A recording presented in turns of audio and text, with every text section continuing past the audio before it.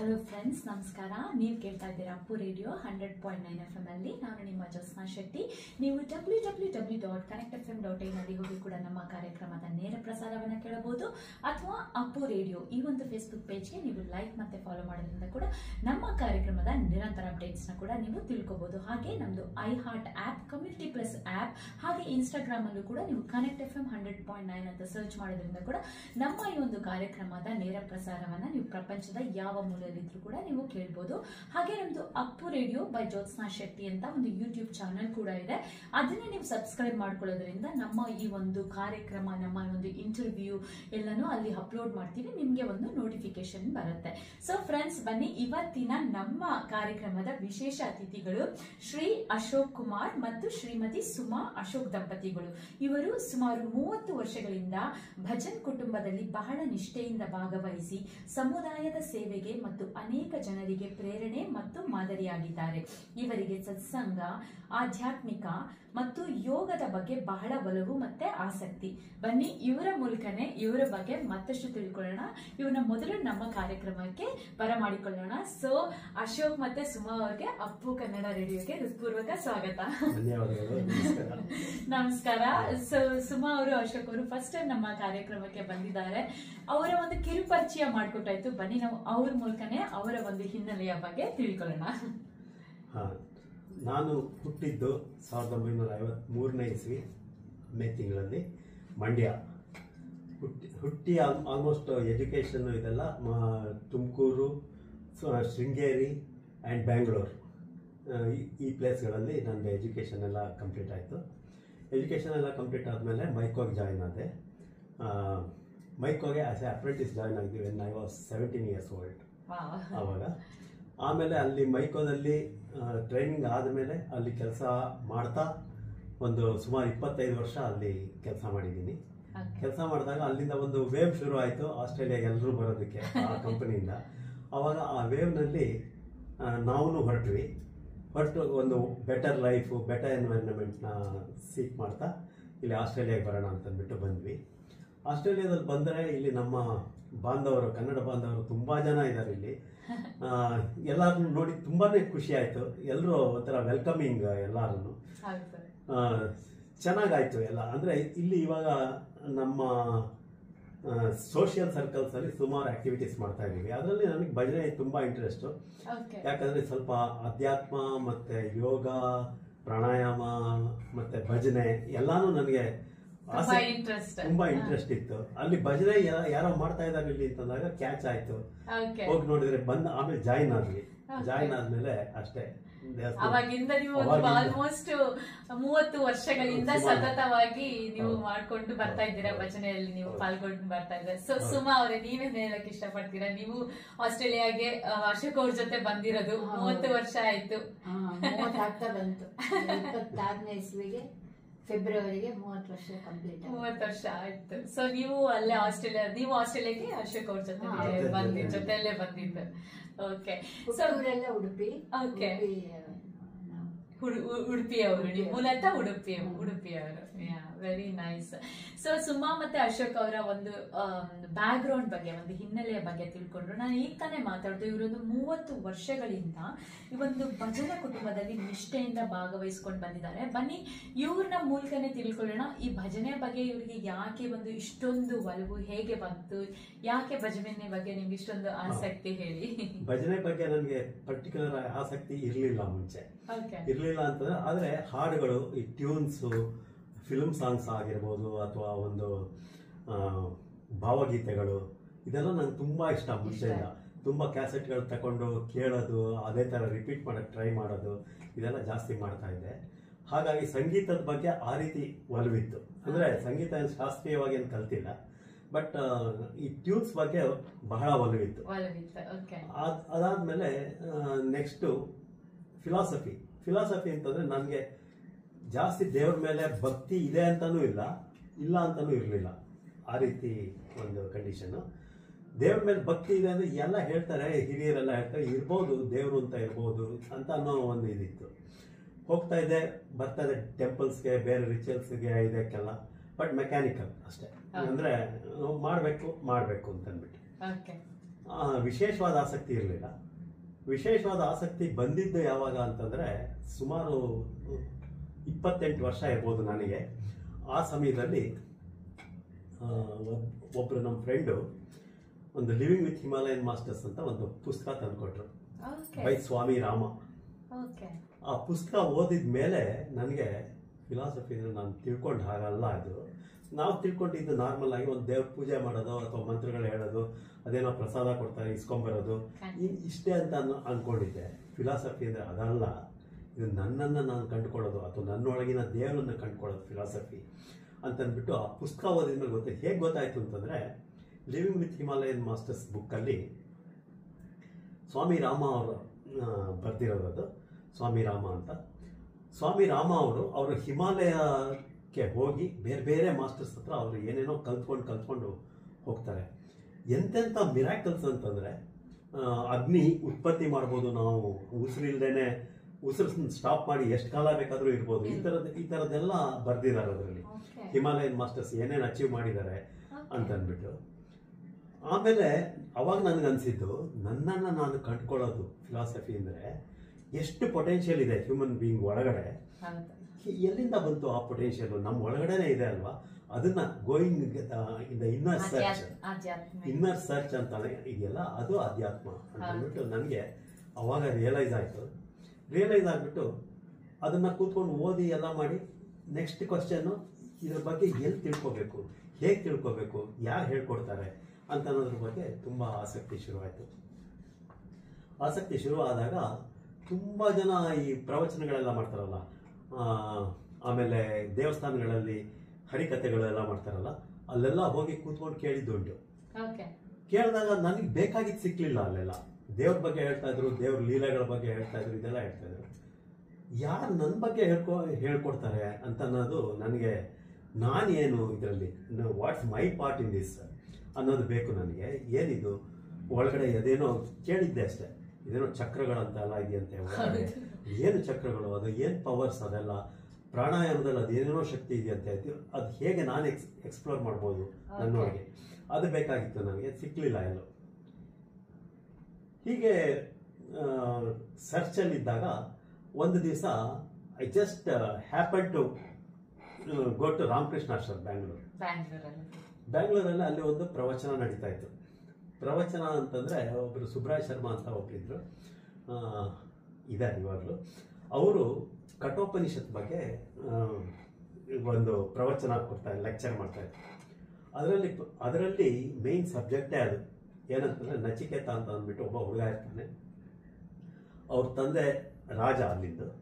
ಅವನು ಏನು ಮಾಡ್ತಾನೆ, ಯಾವುದೋ ಒಂದು ಯಜ್ಞ ಯಾಗ ಎಲ್ಲ ಮಾಡಬೇಕು ಅಂತಂದ್ಬಿಟ್ಟು ಹಸುಗಳನ್ನ ಎಲ್ಲ, ಬಡಕಲ್ ಹಸುಗಳನ್ನ ಮತ್ತು ಬೇಡದೇ ಇರೋ ವಸ್ತುಗಳನ್ನ ಇಂಥದ್ದೇ ದಾನ ಮಾಡ್ತಾ ಇರ್ತಾನೆ. ಅದನ್ನ ನೋಡಿ ಆ ನಚಿಕೇತಂಗೆ ತುಂಬ ಕೋಪ ಬರುತ್ತೆ. ತಂದೆನ ಕೇಳ್ತಾನೆ, ಇದೆಲ್ಲ ದಾನ ಮಾಡ್ತೀಯ, ನೆಕ್ಸ್ಟ್ ಯಾರನ್ನ ದಾನ ಮಾಡ್ತೀಯ, ಏನನ್ನ ದಾನ ಮಾಡ್ತೀಯ ನೀನು ಅಂತಂದರೆ, ನಿನ್ನನ್ನೇ ದಾನ ಮಾಡ್ತೀನಿ ಅಂತ ಹೇಳಿ, ನಿನ್ನನ್ನೇ ಯಮನ್ ಕಳಿಸ್ತೀನಿ ಅಂತ ಹೇಳ್ತಾನೆ. ಆಗ ಇದರಲ್ಲಿ ಕತೆ, ಇದು ಕಠೋಪನಿಷತ್ತಲ್ಲಿ ಇರೋ ಕತೆ ಇದು. ಆಗ ಅವನು, ತಂದೆ ಹೇಳಿದ್ದಾರೆ ನನ್ನನ್ನೇ ದಾನ ಮಾಡ್ತಾರೆ ಅಂತಂದ್ಬಿಟ್ಟು, ನಾನು ಹೋಗಬೇಕು, ತಂದೆ ಮಾತನ್ನು ಉಳಿಸ್ಬೇಕಂತಾರೆ ನಾನು ಹೋಗಬೇಕು ಅಂತಂದ್ಬಿಟ್ಟು ಅವನು ಯಮನ ಹತ್ರ ಹೋಗ್ತಾನೆ. ಅಂದರೆ ಯಜ್ಞದ ಇದರಲ್ಲೇ ಆಹುತಿಯಾಗಿ ಅವನು ಹೋಗ್ತಾನೆ. ಅಲ್ಲಿ ಹೋಗಿ ಯಮನ ಹತ್ರ ಅವನು, ಯಮ ಇರೋದಿಲ್ಲ ಅಲ್ಲಿ, ಎಲ್ಲೋ ಹೋಗಿರ್ತಾನೆ. Some 6 days he had to wait ಯಮನ ಬಾಗಿಲ ಇದರಲ್ಲಿ. ಆಮೇಲೆ ಯಮ ಬಂದು, ಒಬ್ಬ ಬ್ರಾಹ್ಮಣ, ನೈಷ್ಠಿಕ ಬ್ರಾಹ್ಮಣ, ಒಬ್ಬ ಬ್ರಹ್ಮಚಾರಿ ಬಂದ್ಬಿಟ್ಟು ಕಾಯ್ತಾ ಇದ್ದಾನೆ ಅಂತಂದ್ಬಿಟ್ಟು, ಯಮ ಬಂದ್ಬಿಟ್ಟು ತುಂಬ ಪಶ್ಚಾತ್ತಾಪ ಪಟ್ಕೊಂಡು, ನಿನಗೆ ಏನು ವರ ಬೇಕು ಕೇಳು, 3 ವರ ಕೊಡ್ತೀನಿ ನಿನಗೆ ಅಂತ ಹೇಳ್ತಾನೆ. ಹೇಳಿದಾಗ ಇವನು ಕೆಲವೆಲ್ಲ ಕ್ವಶನ್ಸ್ ಕೇಳ್ತಾನೆ. ಏನಂದರೆ, ಸ್ವರ್ಗಕ್ಕೆ ಹೋಗೋದು ಹೇಗೆ, ಮನುಷ್ಯ ಇದಾದ್ಮೇಲೆ, ಕೊನೆಯಲ್ಲಿ 3ನೇ ಪ್ರಶ್ನೆ ಒಂದು ಬಹಳ ಕ್ಲಿಷ್ಟವಾದದ್ದನ್ನು ಕೇಳ್ತಾನೆ. ಏನಂತಂದರೆ, ಮನುಷ್ಯ ಸತ್ತ ಮೇಲೂ ಇರ್ತಾನೆ ಅಂತ ಹೇಳ್ತಾರೆ, ಇರಲ್ಲ ಅಂತ ಹೇಳ್ತಾರೆ. ಇದರಲ್ಲಿ ಯಾವ್ದು ನಿಜ, ಯಾವ್ದು ಸುಳ್ಳು, ನನಗೆ ತಿಳಿಸ್ಕೊಡು ಅಂತ ಹೇಳ್ತಾರೆ. ತಿಳಿಸ್ಕೊಡು ಅಂತ ಹೇಳಿದಾಗ ನನಗೆ ಅವಾಗ ಅನ್ನಿಸ್ತು, ನಾನು ಹುಡುಕ್ತಾ ಇದ್ದಿದ್ದು ಇಲ್ಲಿದೆ ಅಂತ. ಯಾಕಂದರೆ it is all about our selves ಅಲ್ವಾ. ಅದಕ್ಕೆ ಇಲ್ಲ, ಇದೊಂದು ಕ್ವಶನ್ ಮಾತ್ರ ಕೇಳಬೇಡ ನೀನು. ಯಾಕಂದರೆ ದೇವತೆಗಳು ಕೂಡ ಇದರ ಬಗ್ಗೆ ತುಂಬ ಆಸಕ್ತಿನೂ ಹೊಂದಿದ್ದಾರೆ, ಮತ್ತೆ ಅದನ್ನ ಹೇಳಬಾರ್ದು ಕೂಡ, ಬಹಳ ಸೀಕ್ರೆಟ್ ಅದು, ಅದನ್ನ ಹೇಳಬಾರ್ದು ಅಂತ ಎಷ್ಟೇ ಹೇಳಿದ್ರು ಅದು ಬಿಟ್ಟು ಬೇರೆ ಏನು ವರನಾರು ಕೇಳು, ನೀನು ಭೂಮಿಯಲ್ಲಿ ನೀನು ಇಷ್ಟ ಒಂದಷ್ಟು ದಿವಸ ಜೀವಿಸೋಕ್ಕೆ ವರ ಕೇಳ್ತೀಯಾ, ಕೊಡ್ತೀನಿ. ಇಡೀ ಭೂಮಿನೇ ನಿಂದಾಗಬೇಕು ಅಂತೀಯಾ, ಆ ರಾಜ್ಯಭಾರ ಮಾಡು. ಎಲ್ಲ ಥರದ ಆಮಿಷಗಳನ್ನು ಹೊರಡ್ತಾನೆ ಯಮ. ನನಗೆ ಯಾವುದೂ ಬೇಡ, ನನಗೆ ಇದೇ ಹೇಳು ನೀನು ಅಂತ ಹೇಳ್ತಾನೆ. ಹೇಳಿದಾಗ ಏನು ಮಾಡಿದ್ರು ಕೇಳಲ್ಲ, ಬಿಡದೆ ಹಠ ಹಿಡಿದು ಕೂತ್ಕೋತಾನೆ. ಅದೇನು ಅಂತ ಉತ್ತರ ಬೇಕು ಅಂತ ಆವಾಗ ಯಮ ಲಾಸ್ಟಲ್ಲಿ ಅವನು ಪ್ರೀಚಿಂಗನ್ನ ಶುರು ಮಾಡ್ತಾನೆ. ಯಾರು ನೀನು, ಸಾವು ಅಂದರೆ ಏನು, ಆದ್ಮೇಲೆ ಏನಾಗ್ತಾರೆ, ಆಮೇಲೆ ಮೋಕ್ಷ ಅಂದರೆ ಏನು, ಇದೆಲ್ಲ ಹಂತವಾಗಿ ಬಿಡಿಸ್ಕೊಂಡು ಹೋಗ್ತಾನೆ. ಅದೇ ಕಠೋಪನಿಷತ್ತು. ಅದು ಆ ಪ್ರವಚನ ಕೇಳಿದ ಮೇಲಂತೂ ಅದು ಯಮನ್ಗೆ ಅವನು ಹೇಳ್ಕೊಡಲ್ಲ ಅಂತ ಇದ್ದಿದ್ದು ಏನಕ್ಕೆ ಅಂತಂದ್ರೆ, ಅವನು ಎಷ್ಟರ ಮಟ್ಟಿಗೆ ಇದರಲ್ಲಿ ಪರ್ಟಿಕ್ಯುಲರ್ ಆಗಿದ್ದಾನೆ, ಎಷ್ಟು ಆಸಕ್ತಿ ಇದೆ ಇವನಿಗೆ ಅಂತ ಅನ್ನೋದನ್ನ ಟೆಸ್ಟ್ ಮಾಡೋದಕ್ಕೋಸ್ಕರ ಹೇಳ್ತಾನೆ. ಆಮೇಲೆ ಹೇಳ್ತಾನೆ, ನಿನ್ನಂತ ಶಿಷ್ಯ ಸಿಗೋದು ಬಹಳ ಕಷ್ಟ. ನನ್ನನ್ನೇ ಯಾಕೆ ಕೇಳಿದೆ ಅಂತಂದ್ರೆ, ಅವನು ಹೇಳ್ತಾನೆ, ನೀನು ಹುಟ್ಟು ಸಾವಿನ ಮಧ್ಯ ಇದೆಯಾ, ನೀನು ಎರಡು ಇದರಲ್ಲೂ ನಿನ್ನಂತ ಗುರು ಸಿಕ್ಕಲ್ಲ ನಮಗೆ, ಅದಕ್ಕೆ ಕೇಳ್ತಾ ಇದ್ದೀನಿ. ಅದಾದ್ಮೇಲೆ ಕಠೋಪನಿಷತ್ತಲ್ಲಿ ಅದರಲ್ಲಿ ಒಂದೊಂದು ಶ್ಲೋಕಗಳು ತುಂಬಾ ಚೆನ್ನಾಗಿದೆ, ಮಂತ್ರಗಳು. ಅದೆಲ್ಲ ಎಕ್ಸ್ಪ್ಲೈನ್ ಮಾಡ್ಕೊಂಡು ಹೋದಾಗ ಎಲ್ಲ ನನಗೆ ಹೇಳ್ತಾ ಇದ್ದಾರೆ, ನಮಗೆ ಹೇಳ್ತಾ ಇದ್ದಾರೆ ಅಂತ ಅನ್ನಿಸ್ತು ನನಗೆ. ಅಲ್ಲಿದೆ ಸ್ಪಿರಿಚುಯಾಲಿಟಿ ನಮ್ಮದು ಅಂತ ಅಂದ್ಬಿಟ್ಟು ಅರ್ಥ ಆಯಿತು. ಆಮೇಲೆ ಗೊತ್ತಾಯ್ತು ನನಗೆ, ಇದನ್ನ ಡೀಪರ್ ಫಿಲಾಸಫಿ ನಾವು ಕಂಡು ಹಿಡಿಬೇಕು ಅಥವಾ ನಾವು ಕಂಡುಕೋಬೇಕು ಅಂತಂದ್ರೆ ಇಟ್ ಈಸ್ ಥ್ರೂ ಉಪನಿಷತ್ಸ್ ಅಂತ. ಉಪನಿಷತ್ ಮೂಲಕನೇ ನಾವು ಇದನ್ನ ತಿಳ್ಕೋಬೇಕು. ಯಾತಕ್ಕೆ ಅಂತಂದ್ರೆ, ಉಪನಿಷತ್ ಅಂತಂದ್ರೆ ವೇದಗಳ ಕೊನೆಯ ಭಾಗ ಅಂತ, ಕನ್ಕ್ಲೂಡಿಂಗ್ ಪೋರ್ಷನ್ಸ್ ಆಫ್ ವೇದಾಸ್. ವೇದ ಆದ್ಮೇಲೆ ತಾನೇ ಉಪನಿಷತ್. ವೇದದ ಭಾಗನೇ ಉಪನಿಷತ್ ಅಂದ್ರೆ ವೇದಾಂತ ಅಂತ ಹೇಳ್ತಾರೆ. ಅದಕ್ಕೆ ವೇದಾಂತ ಅಂತಂದ್ರೆ ಎಲ್ಲಿಗೆ ವೇದಗಳು ಕೊನೆ ಆಗುತ್ತೆ ಅದು ವೇದಾಂತ. ವೇದಾಂತ ಅಂದ್ರೆ ದ ಫೈನಲ್ ಅಂತ. ಅದು ಉಪನಿಷತ್ಸ್ ಅಲ್ಲಿ ಇದ್ರ ಸತ್ಯಗಳೆಲ್ಲ ಇದೆ ಅಂತ ಅಂದ್ಬಿಟ್ಟು ಅದು ಗೊತ್ತಾಗ್ಬೇಕು ನನಗೆ ಅಂತ ಅಂದ್ಬಿಟ್ಟು ಆ ಕಠೋಪನಿಷತ್ ಪೂರ್ತಿ ಹೋದ್ಮೇಲೆ ಅವ್ರ ಹಿಂದೆ ಬಿದ್ದೆ. ಯಾವ ಸುಬ್ರಾಯ ಶರ್ಮಾ ಅವರು ಟೀಚ್ ಮಾಡ್ತಾ ಇದ್ರಲ್ಲ, ಅವ್ರ ಹಿಂದೆ ಬಿದ್ದು ಅವರು ಬೇರೆ ಬೇರೆ ಕಡೆ ಬೇರೆ ಬೇರೆ ಉಪನ್ಯಾಸಗಳು ಮಾಡ್ತಾರೆ. ಅವಾಗ ಫ್ಯಾಕ್ಟ್ರಿ ಕೂಡ ಚಕ್ಕರ್ ಹೊಡೆದ್ಬಿಟ್ಟು ಅಲ್ಲಿ ಹೋಗೋಕೆ ಶುರು ಮಾಡಿದೆ. ತುಂಬಾ ಇಂಟ್ರೆಸ್ಟಿಂಗ್ ಇತ್ತು. ಅದಾದ್ಮೇಲೆ ಕೇಳಿ ಕೇಳಿ ಕೇಳಿ ಕೇಳಿ ಉಪನಿಷತ್ ಬಗ್ಗೆ ತುಂಬಾ ಒಲವು ಇವತ್ತಿಗೂ ಇದೆ. ಆಮೇಲೆ ಗೊತ್ತಾಯ್ತು ನನಗೆ, ಜಗತ್ತಿನ ಉತ್ಕೃಷ್ಟ ಗ್ರಂಥಗಳು ಅಂತಾರೆ ಉಪನಿಷತ್. ಅದಕ್ಕೆ ಒಂಥರ ಬೇರೆ ಎಲ್ಲಾ ಗ್ರಂಥಗಳು ಒಂದ್ ಕಡೆ ಆದ್ರೆ ಅದು ಬೇರೆನೆ. ಅದಕ್ಕೆ ಮುಂಚೆ ನಾನು ಇದನ್ನೆಲ್ಲ ಕೇಳೋದಕ್ಕೆ ಮುಂಚೆ ನಾನು ಕಥೆ ಪುಸ್ತಕಗಳು ಓದ್ತಾ ಇದ್ದೆ, ಕನ್ನಡ ಕಥೆ ಪುಸ್ತಕಗಳು ಓದ್ತಾ ಇದ್ದೆ. ಆಮೇಲೆ next English stories books, fictions ಓದ್ತಾ ಇದ್ದೆ. ಇದೆಲ್ಲ ಓದ್ಕೊಂಡು ಅದೇ ಪ್ರಪಂಚ ಅಂತ ಅನ್ಕೊಂಡಿದ್ದೆ. ಎಷ್ಟು ಚೆನ್ನಾಗಿ ನಮ್ಮನ್ನ ಹಾಗೆ ಇನ್ನೊಂದು ಪ್ರಪಂಚನೇ ಕಣ್ಣಿಗೆ ಕಟ್ಟುವಂಗೆ ಬರೀತಾರಲ್ಲ ಅಂತ ಅಂದ್ಬಿಟ್ಟು ನನಗೆ ತುಂಬಾನೇ ಇಷ್ಟ ಆಗ್ತಾ ಇತ್ತು. ಆದ್ರೆ ಉಪನಿಷತ್ಸ್ ಇದೆಲ್ಲ ಕಲ್ತ ಮೇಲೆ, ಅದು ಕೇಳಿದ ಮೇಲೆ ಅದೆಲ್ಲ ಫಿಕ್ಷನ್ಸ್ ಎಲ್ಲ ಬಿಟ್ಬಿಟ್ಟು ನನ್ನ ಬಗ್ಗೆ ನಾನು ಅರಿಬೇಕಷ್ಟೇ ಅನ್ನೋದ್ರ ಹಿಂದೆ ಬಿದ್ದೆ. ಅವಾಗ ಇನ್ನು ಮುಂದಿನ ಹಂತ, ಇದುವರೆಗೆ ಥಿಯರಿ ಉಪನಿಷತ್ಸ್ ಅಂತಂದ್ರೆ ದಟ್ಸ್ ಅಲ್ಟಿಮೇಟ್ ಅಂತ ಗೊತ್ತಾಯ್ತು. ಇದು ಪ್ರಾಕ್ಟಿಕಾಲಿಟಿಗೆ ಹೆಂಗೆ ತರೋದು ಅಂತ. ನಾನು ಪ್ರಾಕ್ಟಿಕಾಲಿಟಿಗೆ ಹೆಂಗೆ ತರೋದು ಅಂದರೆ, ಕೊನೆಗೆ ಒಬ್ರು ಯಾರೋ ಹೇಳಿದರು, ಅಲ್ಲಿ ಯಾರೋ ಯೋಗ ಹೇಳ್ಕೊಡ್ತಾ ಇದ್ದಾರೆ, ಅದನ್ನು ಕಲ್ತ್ಕೊಳ್ಳಿ ಅಂದ್ಬಿಟ್ಟು. ಯೋಗ ನನ್ನ ಬಾಡಿ ಸರ್ಕಸ್ ಎಲ್ಲ ಮಾಡಿ ನಾನೇನು ಮಾಡಲಿ, ನನಗೆ ಬೇಡ ಅದು ಅಂತಾನೆ ನನಗೆ ಮೈಂಡ್ ಒಳಗೆ. ಇಲ್ಲ ಅದರಲ್ಲಿ ಡೀಪರ್ ಫಿಲಾಸಫಿ ಇದೆ ಅದರಲ್ಲಿ, ಯೋಗದಲ್ಲಿ. ಅದನ್ನು ತಿಳ್ಕೊಳ್ಳಿ ಹೋಗಿ ಅಂತಾನೆ. ಒಬ್ರು ನರಸಿಂಹಮೂರ್ತಿ ಅಂತ ಅನ್ನೋರೊಬ್ರು ಅಲ್ಲಿ ಬಸವನಗುಡಿ ಅಲ್ಲಿ ಹೇಳ್ಕೊಡ್ತಾ ಇದ್ರು. ಅವ್ರ ಹತ್ರ ಹೋದಾಗ ಅಲ್ಲಿ ಅವ್ರ ಯೋಗದ ಜೊತೆಗೆ ಅದೆಲ್ಲ ಯಾತಕ್ಕೆ ಮಾಡ್ತಾರೆ, ಪ್ರಾಣಾಯಾಮ ಅಂದ್ರೆ ಏನು, ಪ್ರಾಣಾಯಾಮ ಡೀಪರ್ ಸೀಕ್ರೆಟ್ಸ್ ಏನು ಅಂತಂದ್ಬಿಟ್ಟು ಅಲ್ಲಿ ಒಂದು ಏಕಾದಶ ಪ್ರಾಣಾಯಾಮ ಅಂತ ಹೇಳ್ಕೊಟ್ರು ಅಂದ್ರೆ ಒಂದು ರಿದಮಿಕ್ ಬ್ರೀದಿಂಗ್. ಅವ್ರು ಹೇಳ್ದಂಗೆ ಬ್ರೀದ್ ಮಾಡ್ಕೊಂಡು ಹೋಗ್ಬೇಕು, ಅವ್ರು ಹೇಳ್ದಷ್ಟೇ ಹೋಲ್ಡ್ ಮಾಡಬೇಕು. ಪ್ರಾಣಾಯಾಮ ಈ ತರ. ಪ್ರಾಣ ಅಂದ್ರೆ ವಾಯು ಅಂತ, ನಿಮ್ಮ ಒಂದು ಬ್ರೀತ್ನ ಹೇಗೆ ಕಂಟ್ರೋಲ್ ಮಾಡೋದು, ಅದು ಏಕಾದಶ ಪ್ರಾಣಾಯಾಮ ಅಂತ ಅವರದೊಂದು ಇದು. ಅದನ್ನ ಹೇಳ್ಕೊಟ್ಟಾಗ ನಿಮ್ಗೆ ಬಿಲೀವ್ ಮಾಡ್ತಿರೋ ಇಲ್ವೋ, ಅದರಲ್ಲಿ ಒಂದು ಹಂತದಲ್ಲಿ ನಮ್ಗೆ ಸಿಕ್ಕಾಪಟ್ಟೆ ಅಳು ಬಂದ್ಬಿಡುತ್ತೆ. ಅಳು ಅಂದ್ರೆ ಎಷ್ಟು ಅಳು ಬಂದ್ಬಿಡುತ್ತೆ ಅಂದ್ರೆ ಬಿದ್ದು ಒದ್ದಾಡ್ಬಿಡ್ತೀವಿ ಆ ಥರ. ಇನ್ನೊಂದು ಹಂತದಲ್ಲಿ ಸಿಕ್ಕಾಪಟ್ಟೆ ಖುಷಿ ಆಗ್ಬಿಡುತ್ತೆ. ಬ್ರೀದಿಂಗ್ ಅಲ್ಲೇನೆ, ಬ್ರೀದಿಂಗ್ ಮಾಡ್ತಾ ಹೋದಂಗೆ ಯಾವುದೋ ಒಂದು ಹಂತದಲ್ಲಿ ನಮ್ಗೆ ಏನೇನೋ ಆಗಕ್ಕೆ ಶುರು ಆಗುತ್ತೆ. ಓಕೆ. ಆದರೆ ಅದು ಇನ್ನೊಂದು ಏನಂತಂದ್ರೆ, ಅದು ಏನಂತಂದ್ರೆ ಅವ್ರು ಏನು ಹೇಳ್ತಾರೆ ಅದಕ್ಕೆ ಅಂತಂದ್ರೆ, ಜನ್ಮ ಜನ್ಮಾಂತರದ ಕರ್ಮಗಳೆಲ್ಲ ಇರುತ್ತಲ್ಲ, ಅದನ್ನು ಈ ರೀತಿ ನೀವು ತೊಡಿತಾ ಇದ್ದೀರಾ, ಅದನ್ನ ತೊಳ್ಕೋಬಹುದು ಇದನ್ನ ಅಂತ ಹೇಳ್ತಾರೆ ಪ್ರಾಣಾಯಾಮದಲ್ಲಿ ಅಂತ ಹೇಳ್ತಾರೆ. ಆದ್ರೆ ಅದರಲ್ಲಿ ಇರೋದು ಇಂಟ್ರೆಸ್ಟಿಂಗ್ ಥಿಂಗ್ ಏನಂತಂದ್ರೆ, ಇವಾಗ ನನಗೆ ಯಾವುದೋ ಒಂದು ಸೈಕಲ್ ಅಲ್ಲಿ ಹಂಗಾಗುತ್ತೆ ಅಂದ್ರೆ ಅದೇ ಸೈಕಲ್ ಅಲ್ಲಿ ಮತ್ತಾಗುತ್ತೆ. ಇನ್ಯಾರಿಗೋ ಆ ಸೈಕಲ್ ಅಲ್ಲ, ಇನ್ಯಾವಾಗ್ಲೂ ಆಗುತ್ತೆ. ಅಂದ್ರೆ ಎಷ್ಟು ಕನೆಕ್ಟ್ ಇರುತ್ತೆ, ಸೋಲ್ಗೆ ಕನೆಕ್ಷನ್ ಇರುತ್ತೆ ಅಂತಂದ್ಬಿಟ್ಟು ಆ ಬಾಡಿ ಒಂದು ಸೋಲ್ಗೆ ಕನೆಕ್ಟ್ ಆಗುತ್ತೆ ಆ ಒಂದು ಪ್ರಾಣಾಯಾಮ ಮಾಡೋದ್ರಿಂದ. ಒಬ್ಬೊಬ್ಬರಿಗೆ ಒಂದೊಂದು ಸೈಕಲ್ ಅಲ್ಲಿ ಒಂದ್ರಲ್ಲಿ ಖುಷಿ ಆಗತ್ತೆ, ಅಥವಾ ಕೆಲವರಿಗೆ ಅದರಲ್ಲಿ ದುಃಖ ಆಗುತ್ತೆ. ಬಿದ್ದು ಒದ್ದಾಡ್ತೀವಿ, ಅಲ್ಲಿ ಏನ್ ನಡೀತಾ ಇದೆ ಸುತ್ತಮುತ್ತ ಜನನೇ ಇಲ್ಲ ಅಂತ ತಿಳ್ಕೊಂಡ್ಬಿಟ್ಟು ನಮ್ ಪ್ರಜ್ಞೆನೇ ಇರಲ್ಲ ಆಲ್ಮೋಸ್ಟ್. ಅಂದ್ರೆ ಅಷ್ಟು ಡೀಪ್ ಆಗಿ ಇದ್ ಮಾಡ್ಕೊಂಡು ಪ್ರಾಕ್ಟೀಸ್ ಮಾಡಿ ಹೋದ್ರೆ. ಆದ್ರೆ ಅವರು ಆ ಸೈಕಲ್ ಕಂಟಿನ್ಯೂ ಮಾಡ್ತಾನೆ ಇರ್ತಾರೆ, ಯಾಕಂದ್ರೆ ಬೇರೆಯವ್ರಿಗೆ ಇನ್ಯಾವುದೋ ಸೈಕಲ್ ಅಲ್ಲಿ ಆಗುತ್ತೆ, ಇನ್ಯಾನೋ ಆಗುತ್ತೆ, ಆ ರೀತಿ. ಹಾಗೆ ಅದೇ ತರ ಎಲ್ಲರ ಎಕ್ಸ್ಪೀರಿಯನ್ಸ್ ಆಯ್ತು, ನನಗೂ ಆಯ್ತು. ಅವಾಗ ನಾನು ಅನ್ಕೊಂಡೆ ದಿಸ್ ಇಸ್ ವೆರಿ ಪವರ್ಫುಲ್. ಏನಿತ್ತು ಬ್ರೀದಿಂಗ್ ಅಲ್ಲಿ ಆ ರೀತಿ ಎಲ್ಲ ಆಗುತ್ತಾ ಅಂತ ಅಂದ್ಬಿಟ್ಟು ನಾನು ಫಸ್ಟ್ ಟೈಮೇ ಕೇಳಿದ್ದೆ. ಯಾಕಂದ್ರೆ ನಾನು ತುಂಬಾ ಜನ ಯೋಗದನ್ನೆಲ್ಲ ಕರೆದಿ ಇಂಟರ್ವ್ಯೂ ಮಾಡಿದೀನಿ, ಯಾರು ಅಂದ್ರೆ ಎಕ್ಸ್ಪೀರಿಯನ್ಸ್ ಹೇಳ್ಕೊಂಡಿರ್ಲಿಲ್ಲ. ಅಂದ್ರೆ ಪ್ರಾಣಾಯಾಮ ಮಾಡೋದ್ರಿಂದ ಹೆಲ್ತ್ ಒಳ್ಳೇದು, ಗುಡ್ ಬಾಯ್ ಅದೆಲ್ಲ ಕೇಳಿದೆ. ಬಟ್ ಈ ಒಂದು ಸೈಕಲ್ ಅಲ್ಲಿ ಅವ್ರಿಗೆ ಈ ರೀತಿ ಆಗೋದು ನಾನು ಕೇಳೇ ಇರ್ಲಿಲ್ಲ. ಅವ್ರಿಗೆ ಅದು ಹೇಗಂತಂದ್ರೆ ಪ್ರೀವಿಯಸ್ ಬರ್ತ್ ಗಳಿಗೆಲ್ಲ ಕನೆಕ್ಟ್ ಆಗುತ್ತದು. ಅದು ಯಾವ್ದೋ ಒಂದು ಸೈಕಲ್ ಅಲ್ಲಿ ನಿಮ್ಗೆ ಅದು ಯಾವ್ದು ನಿಮ್ಗೆ ತುಂಬಾ ಕಾಡ್ತಾ ಇರುತ್ತೆ, ಆ ತರದ್ದೇನೋ ಇರುತ್ತಲ್ಲ, ಅಲ್ಲಿ ಕನೆಕ್ಟ್ ಆಗುತ್ತದು. ಅದರಿಂದ ನೀವು ಆ ತರ ಏನ್ ಮಾಡ್ತೀರಾ, ಅದು ನೀವು ಅದು ಬಿದ್ದು ಒದ್ದಾಡದಷ್ಟು, ದುಃಖಪಟ್ಟಷ್ಟು, ಸಂತೋಷ ಪಟ್ಟು ಅದನ್ನ ಕಳ್ಕೊತಾ ಇರ್ತೀರಾ ಅವಾಗ ಅಂತ ಹೇಳಿ. ಓಕೆ. ನೀವೇನೇನು ನಿಮ್ಮ ಹಿಂದಿನ ಜನ್ಮದ ಏನಾದ್ರು ಒಂದು ಕರ್ಮಗಳು ಏನೇ ಇದ್ರು ಅದನ್ನೆಲ್ಲ ನೀವು ಕಳ್ಕೊಳ್ತಾ ಬರ್ತೀರಾ. ಹಾಗೆ ನಿಮ್ ಮೈಂಡ್ ಒಂದು ಬಾಡಿ ಸೋಲ್ಗೆ ಕನೆಕ್ಟ್ ಆಗ್ತಾ ಬರುತ್ತೆ. ಪ್ಲಸ್ ಅದ್ರ ಜೊತೆ ನೀವು ನಿಮ್ಮನ್ನ ನೀವು ಅರ್ಥ ಮಾಡ್ಕೊಳ್ತಾ ಬರ್ತೀರಾ ಅಂತ ಅನ್ಬಿಟ್ಟು. ಅವರು ಎಷ್ಟು ಚೆನ್ನಾಗಿ ಎಕ್ಸ್ಪ್ಲೈನ್ ಮಾಡ್ತಾ ಇದ್ರು. ಅವರು ಫ್ರೀ ಕ್ಲಾಸಸ್ ಅದು ಅಲ್ಲಿ ಕಂಡಕ್ಟ್ ಮಾಡ್ತಾ ಇದ್ದಿದ್ದು. ತುಂಬಾ ಉನ್ನತ ವ್ಯಕ್ತಿ. ಆಮೇಲೆ ನಾವು ಅವ್ರನ್ನ ಮೀಟೇ ಮಾಡಿಲ್ಲ. ಈವನ್ ಲಾಸ್ಟ್ ನಾವು ಬರೋವಾಗ ಪೂಜೆ ಕೂಡ ಮಾಡ್ತಾರೆ. ಪೂಜೆಗೆ ನಮ್ಮನ್ನು ಇನ್ವಾಲ್ವ್ ಮಾಡಿಸ್ತಾರೆ. ಪೂಜೆ ಅಂದ್ರೆ ಏನು, ಯಾಕೆ ಮಾಡ್ಬೇಕು.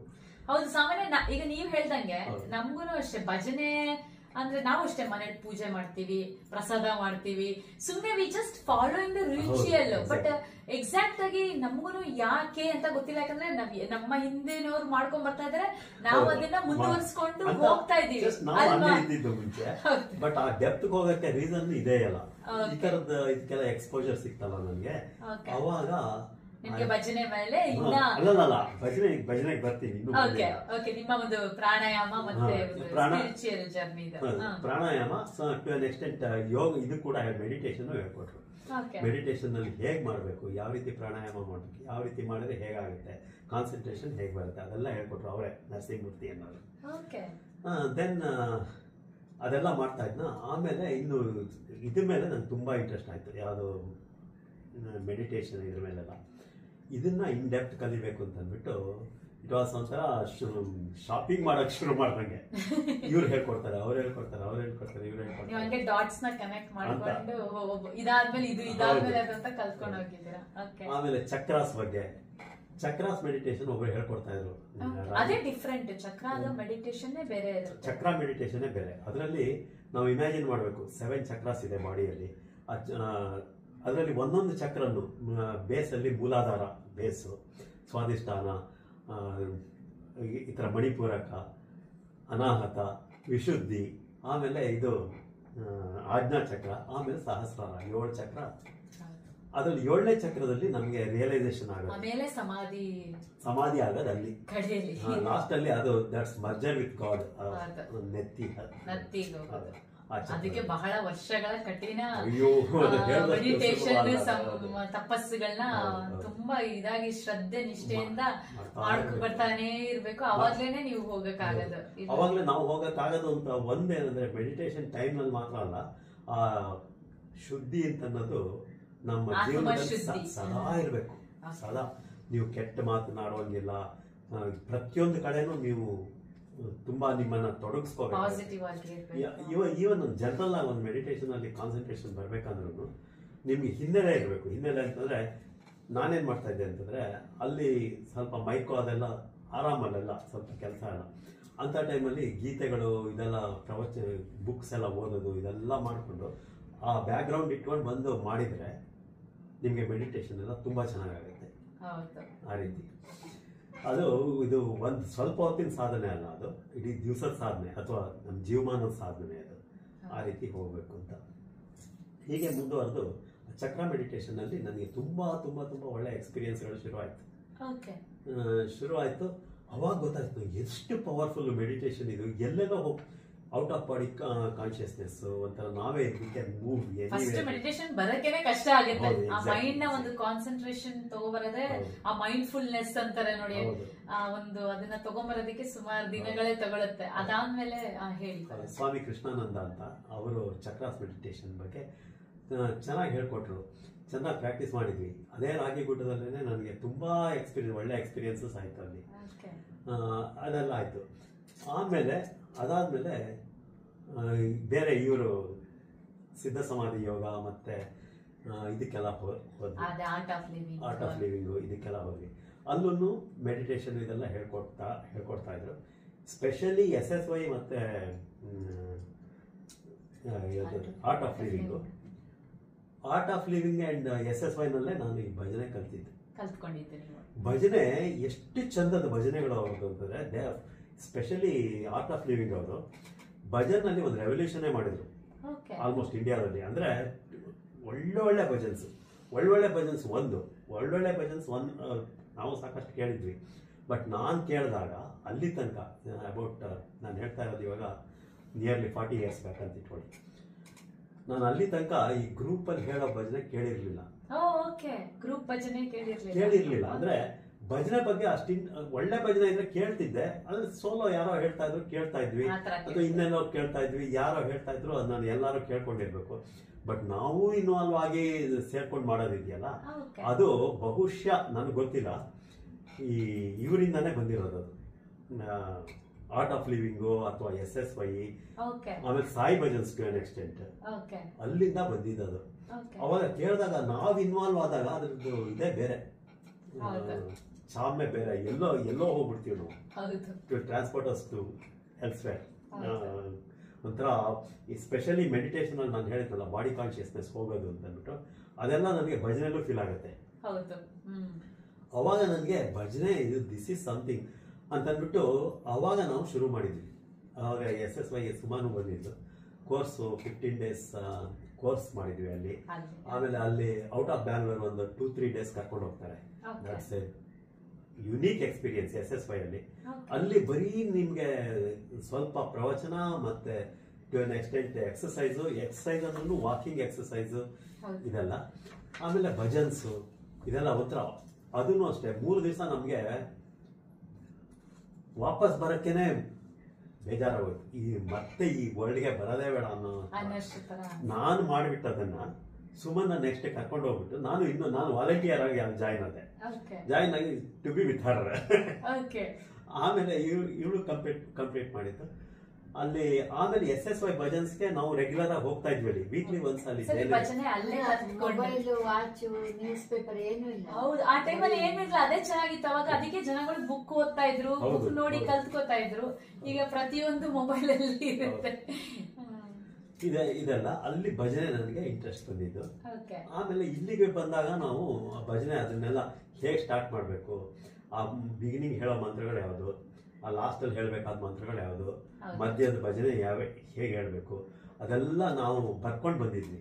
ಬರ್ಕೊಂಡು ಬಂದು ನಾವು ಪ್ರಾಕ್ಟೀಸ್ ಮಾಡ್ತಾ ಇದ್ವಿ ಮನೇಲಿ. ಎವ್ರಿ ವೀಕ್ ನಾವು ಕಂಟಿನ್ಯೂ ಮಾಡ್ಕೊಂಡು ಹೋಗ್ತಾ ಇದ್ರಿ. ಎಕ್ಸಾಕ್ಟ್ಲಿ ಕಂಟಿನ್ಯೂ ಮಾಡ್ಕೊಂಡು ಹೋಗ್ತಾ ಇದ್ವಿ. ಅವಾಗ ಗೊತ್ತಾಯ್ತು ನಮ್ಗೆ ಇಲ್ಲಿ ಭಜನೆ ಇದೆ, ಗ್ರೂಪ್ ಇದೆ ಅಂತ ಅಂದ್ಬಿಟ್ಟು ಗ್ರೂಪ್ ಅಲ್ಲಿ ಜಾಯಿನ್ ಆಗೋಣ ಅಂತ ಬಂದು ಜಾಯಿನ್ ಆದ್ವಿ. ಬಟ್ ನಮ್ಗೆ we are really fortunate to get group of people. ಕುಟುಂಬ ತರ ಆಗ್ಬೇಕು. ಕುಟುಂಬ ತರ ಆಗ್ಬೇಕಲ್ಲ, ಎಲ್ಲರಲ್ಲೂ ಏನೋ ಒಂದು ಸ್ಪೆಷಾಲಿಟಿ ಇದೆ ಇಲ್ಲಿ. ನೋಡಿ, ನಾನು ಅದನ್ನೇ ಎಕ್ಸ್ಪ್ಲೋರ್ ಮಾಡಕ್ಕೆ ಟ್ರೈ ಮಾಡೋದು. ನಿನ್ನೆ ನೀವು ಭಜನೆ ಬಂದಾಗ್ಲೂ ಪ್ರತಿ ಎಂಡಲ್ಲಿ ನಾನು ಅವ್ರ ಮನೆಯವ್ರ ಬಗ್ಗೆ ನಾನು ತಿಳಿದಷ್ಟು ಒಂಚೂರು ಹೇಳ್ತೀನಲ್ವ, ಅದೇನಂತಾರೆ ವಾಟ್ಸ್ ಗುಡ್ ಅಬೌಟ್ ದೆಮ್, ಅದನ್ನ ಎಲ್ಲಾರನ್ನು ನಾನು ಶಂಕರ ಅದ್ವೈತನ ಫಾಲೋ ಮಾಡೋನು ನಾನು. ಸೊ ಅದು ಗುರುಗಳು ಶಂಕರ ಅದ್ವೈತ.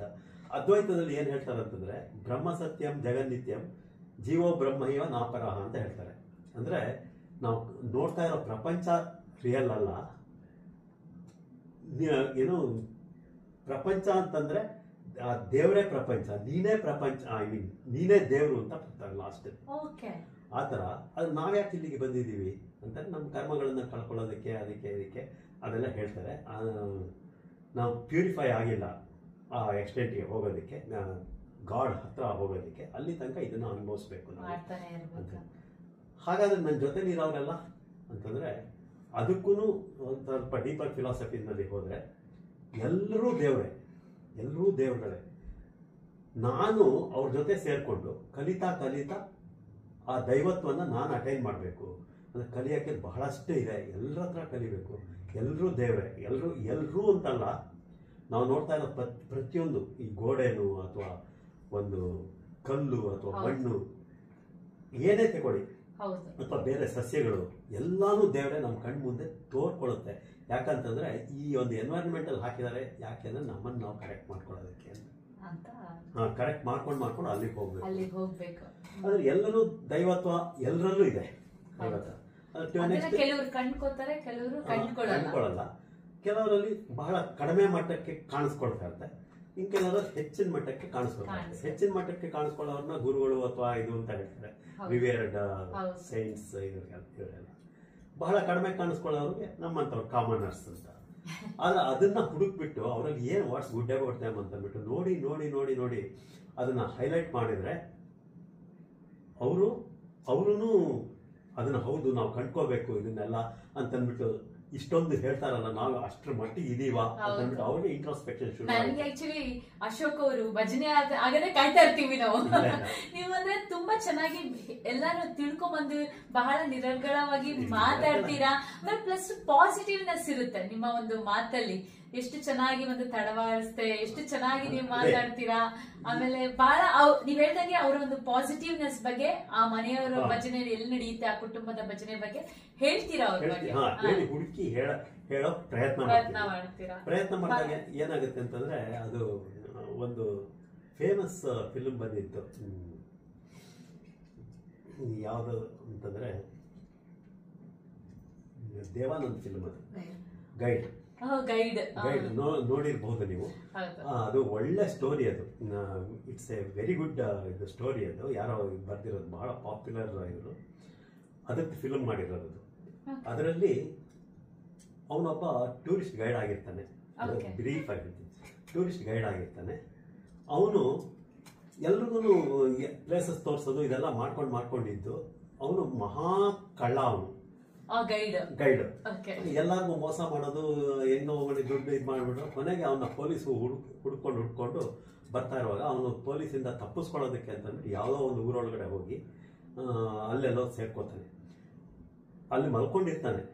ಅದು ಯಾರೋ ಒಬ್ಬ ಸನ್ಯಾಸಿ ಬಂದ್ಬಿಟ್ಟು ಅವ್ನ ಚಳಿಲಿ ಒದ್ದಾಡ್ತಾ ಇದ್ದಾನಲ್ಲ ಪಾಪ ಅಂತ ಅಂದ್ಬಿಟ್ಟು ಅವನ ಮೇಲೆ ಅವ್ನು ಹೊತ್ಕೊಂಡಿದ್ದನ್ನ ಅವನಿಗೆ ಕಾವಿ ಅವನ ಮೇಲೆ ಹಾಕ್ಬಿಡ್ತಾರೆ. ಅವಾಗ ಅವ್ನಿಗೆ ಏನಾಗುತ್ತೆ, ನೆಕ್ಸ್ಟ್ ಡೇ ಜನಗಳು, ಆ ಹಳ್ಳಿ ಜನಗಳು, ನಮ್ಮ ಊರಿಗೆ ಯಾರೋ ಒಬ್ಬ ಸಾಧು ಬಂದಿದ್ದಾನೆ ಅಂತ ಅಂದ್ಬಿಟ್ಟು ಇಡೀ ಊರವರೆಲ್ಲ ಜಾಯ್ನ್ ಆಗ್ತಾರೆ. ಯಾರೋ ಹೊಸಬರು ಸಾಧು ಬಂದಿದ್ದಾರೆ. ಅವ್ನಿಗೆ ಅಲ್ಲಿ ಪ್ಲೇಸ್ ಕೊಡ್ತಾರೆ, ನಮ್ಮ ದೇವಸ್ಥಾನದಲ್ಲಿ ಇಲ್ಲೇ ಬಂದಿರಿ, ಇಲ್ಲೇ ಇರಿ. ಎಲ್ಲಾರು ಫುಡ್ ಗಿಡ್ಡು ಎಲ್ಲ ತಂದ್ಕೊಡ್ತಾ ಇರ್ತಾರೆ. ಎಲ್ಲ ಚೆನ್ನಾಗಿ ಆರಾಮ್ ಲೈಫ್, ಅವನಿಗೆ ಆರಾಮಾಗಿರ್ತಾನೆ. ಇದ್ದಾಗ ಕಡೆಗೆ ಏನಾಗುತ್ತೆ, ಒಂದು ಗ್ರಾಮದಲ್ಲಿ ಒಂದು ಬರಗಾಲದ ಥರ ಬರುತ್ತೆ. ಬರಗಾಲದ ಥರ ಎಲ್ಲ ಕಡೆ ಫ್ಯಾಮಿನ್ ಥರ ಇರುತ್ತೆ. ತಿನ್ನೋಕೆ ಅನ್ನ ಸಿಗ್ತಾ ಇರಲ್ಲ. ಈವನ್ ಹಳ್ಳಿಯವ್ರಿಗೂ ತಿನ್ನೋಕೆ ಅನ್ನ ಸಿಗ್ತಾ ಇರಲ್ಲ. ಅಂಥ ಸಮಯದಲ್ಲೂ ಅವರು ಹಳ್ಳಿಯವರು ಇವನಿಗೆ ಚೆನ್ನಾಗಿ ನೋಡ್ಕೋಬೇಕು ಅಂತಂದ್ಬಿಟ್ಟು, ಸ್ವಾಮಿಗಳನ್ನ ಚೆನ್ನಾಗಿ ನೋಡ್ಕೋಬೇಕು ಅಂತ ಅವನಿಗೆ ಫುಡ್ ಗಿಡ್ಡೆಲ್ಲ ಚೆನ್ನಾಗಿ ಸಪ್ಲೈ ಮಾಡ್ತಾ ಇರ್ತಾರೆ. ಸಪ್ಲೈ ಮಾಡ್ತಾ ಇದ್ದಾಗ ಒಂದು ದಿವಸ ಅಷ್ಟು ಕಷ್ಟದಲ್ಲೂ ಇವರು ತಂದು ಕೊಡ್ತಾ ಇದ್ದಾರಲ್ಲ ನನಗೆ ಅಂತ ಅನ್ನೋ ಒಂದು ಭಾವನೆ ಮನಸ್ಸೊಳಗಡೆ ಬಂದ್ಬಿಟ್ಟು ಅವನಿಗೆ. ಅದು ತಂದು ಕೊಟ್ಟಾಗ ಹೇಳ್ತಾನೆ, ನೀವು ಇಷ್ಟು ಕಷ್ಟದಲ್ಲೂ ನನಗೆ ಈ ಬರಗಾಲ ಸ್ಥಿತಿಯಲ್ಲೂ ನೀವು ನನಗೆ ತಂದು ಕೊಡ್ತಾ ಇದ್ದೀರಲ್ಲ, ನಾನು ಹೇಗೆ ಊಟ ಮಾಡಲಿ ಅಂತ ಹೇಳ್ತಾನೆ. ಅಷ್ಟು ಹೇಳಿದ್ದೆ ಸಾಕು. ಹಳ್ಳಿಯವರೆಲ್ಲ ಸ್ವಾಮಿಗಳು ಊಟ ಮಾಡಲ್ವಂತೆ, ಸ್ವಾಮಿಗಳು ಊಟ ಮಾಡಲ್ವಂತೆ, ನಮಗೆ ಇಲ್ಲೆಲ್ಲ ಬರಗಾಲ ಬಂದಿರೋದಕ್ಕೆ ನಾನು ಸ್ವಾಮಿಗಳು ಊಟನೇ ಮಾಡ್ದೇನೆ ವೃತ ತಗೊಂಡಿದ್ದಾರೆ ಅಂತ ಹಬ್ಬಿಸ್ಕೊಂಡು ಹೊರಟೋಗ್ತಾರೆ. ಹಬ್ಬಿಸ್ಕೊಂಡು ಹೋಗಿ ಜಾತ್ರೆ ಜಾಸ್ತಿ ಆಗ್ಬಿಡುತ್ತೆ. ಅವನು ಉಪವಾಸ ಶುರು. ಅವನಿಗೆ ಜನ ಸುತ್ತಮುತ್ತಲಿನ ಊರುಗಳಿಂದೆಲ್ಲ ಬರೋಕ್ಕೆ ಶುರು ಆಗ್ತಾರೆ, ಎಲ್ಲ ಆಗ್ತಾರೆ. ಆಮೇಲೆ ಕಡೆಗೆ ಸ್ವಾಮಿಗಳು ಊಟ ಮಾಡೋದಿಲ್ಲ ಅಂತ ಇಡೀ ದೇಶದಲ್ಲೆಲ್ಲ ಪಬ್ಲಿಷ್ ಆಗೋ ಥರ ಆಗ್ಬಿಡುತ್ತೆ. ಎಲ್ಲರೂ ಬಂದು ಆ ಥರ ಇದು ಮಾಡೋಕ್ಕೆ ಶುರು ಮಾಡ್ತಾರೆ. ಕೊನೆಗೆ ಒಂದು ದಿವಸ ಅವನು ನೋಡಿ ಏನೋ ಈ ಥರ ಆಗೋಯ್ತಲ್ಲ ನನ್ನ ಕತೆ ಅಂತಂದ್ಬಿಟ್ಟು, ಇಷ್ಟೆಲ್ಲ ಜನ ನಂಬಿದರೆ ನಾನು ತಿನ್ನೋದೆಲ್ಲ ಸರಿ ಇರೋದಿಲ್ಲ, ಏನಾಗುತ್ತೋ ಆಗ್ಬಿಡ್ಲಿ ಅಂತಂದ್ಬಿಟ್ಟು ದೇವ್ರನ್ನ ಕುರಿತು ಪ್ರಾರ್ಥಿಸ್ತಾನೆ. ಏನಂತಂದರೆ, ನಾನು ನಿಜವಾಗ್ಲೂ ಉಪವಾಸ ಮಾಡ್ತಾ ಇದ್ದೀನಿ ದೇವರೇ, ನಾನು ಸತ್ತೋದ್ರೂ ಪರವಾಗಿಲ್ಲ, ಇವ್ರನ್ನೆಲ್ಲ ಚೆನ್ನಾಗಿಡು, ಮಳೆ ಕೊಡು ಅಂತಂದ್ಬಿಟ್ಟು ದೇವ್ರನ್ನ ಪ್ರಾರ್ಥಿಸಿದಾಗ ಆಗ ಮಳೆನೇ ಬರ್ತೀನಿ, ಅವನು ದೇವರೇ ಆಗ್ಬಿಡ್ತಾನೆ. ಜನಗಳೆಲ್ಲ ಬಂದು ನೋಡಿದ್ರೆ ಅವ್ನು ಸತ್ತೋಗಿರ್ತಾನೆ.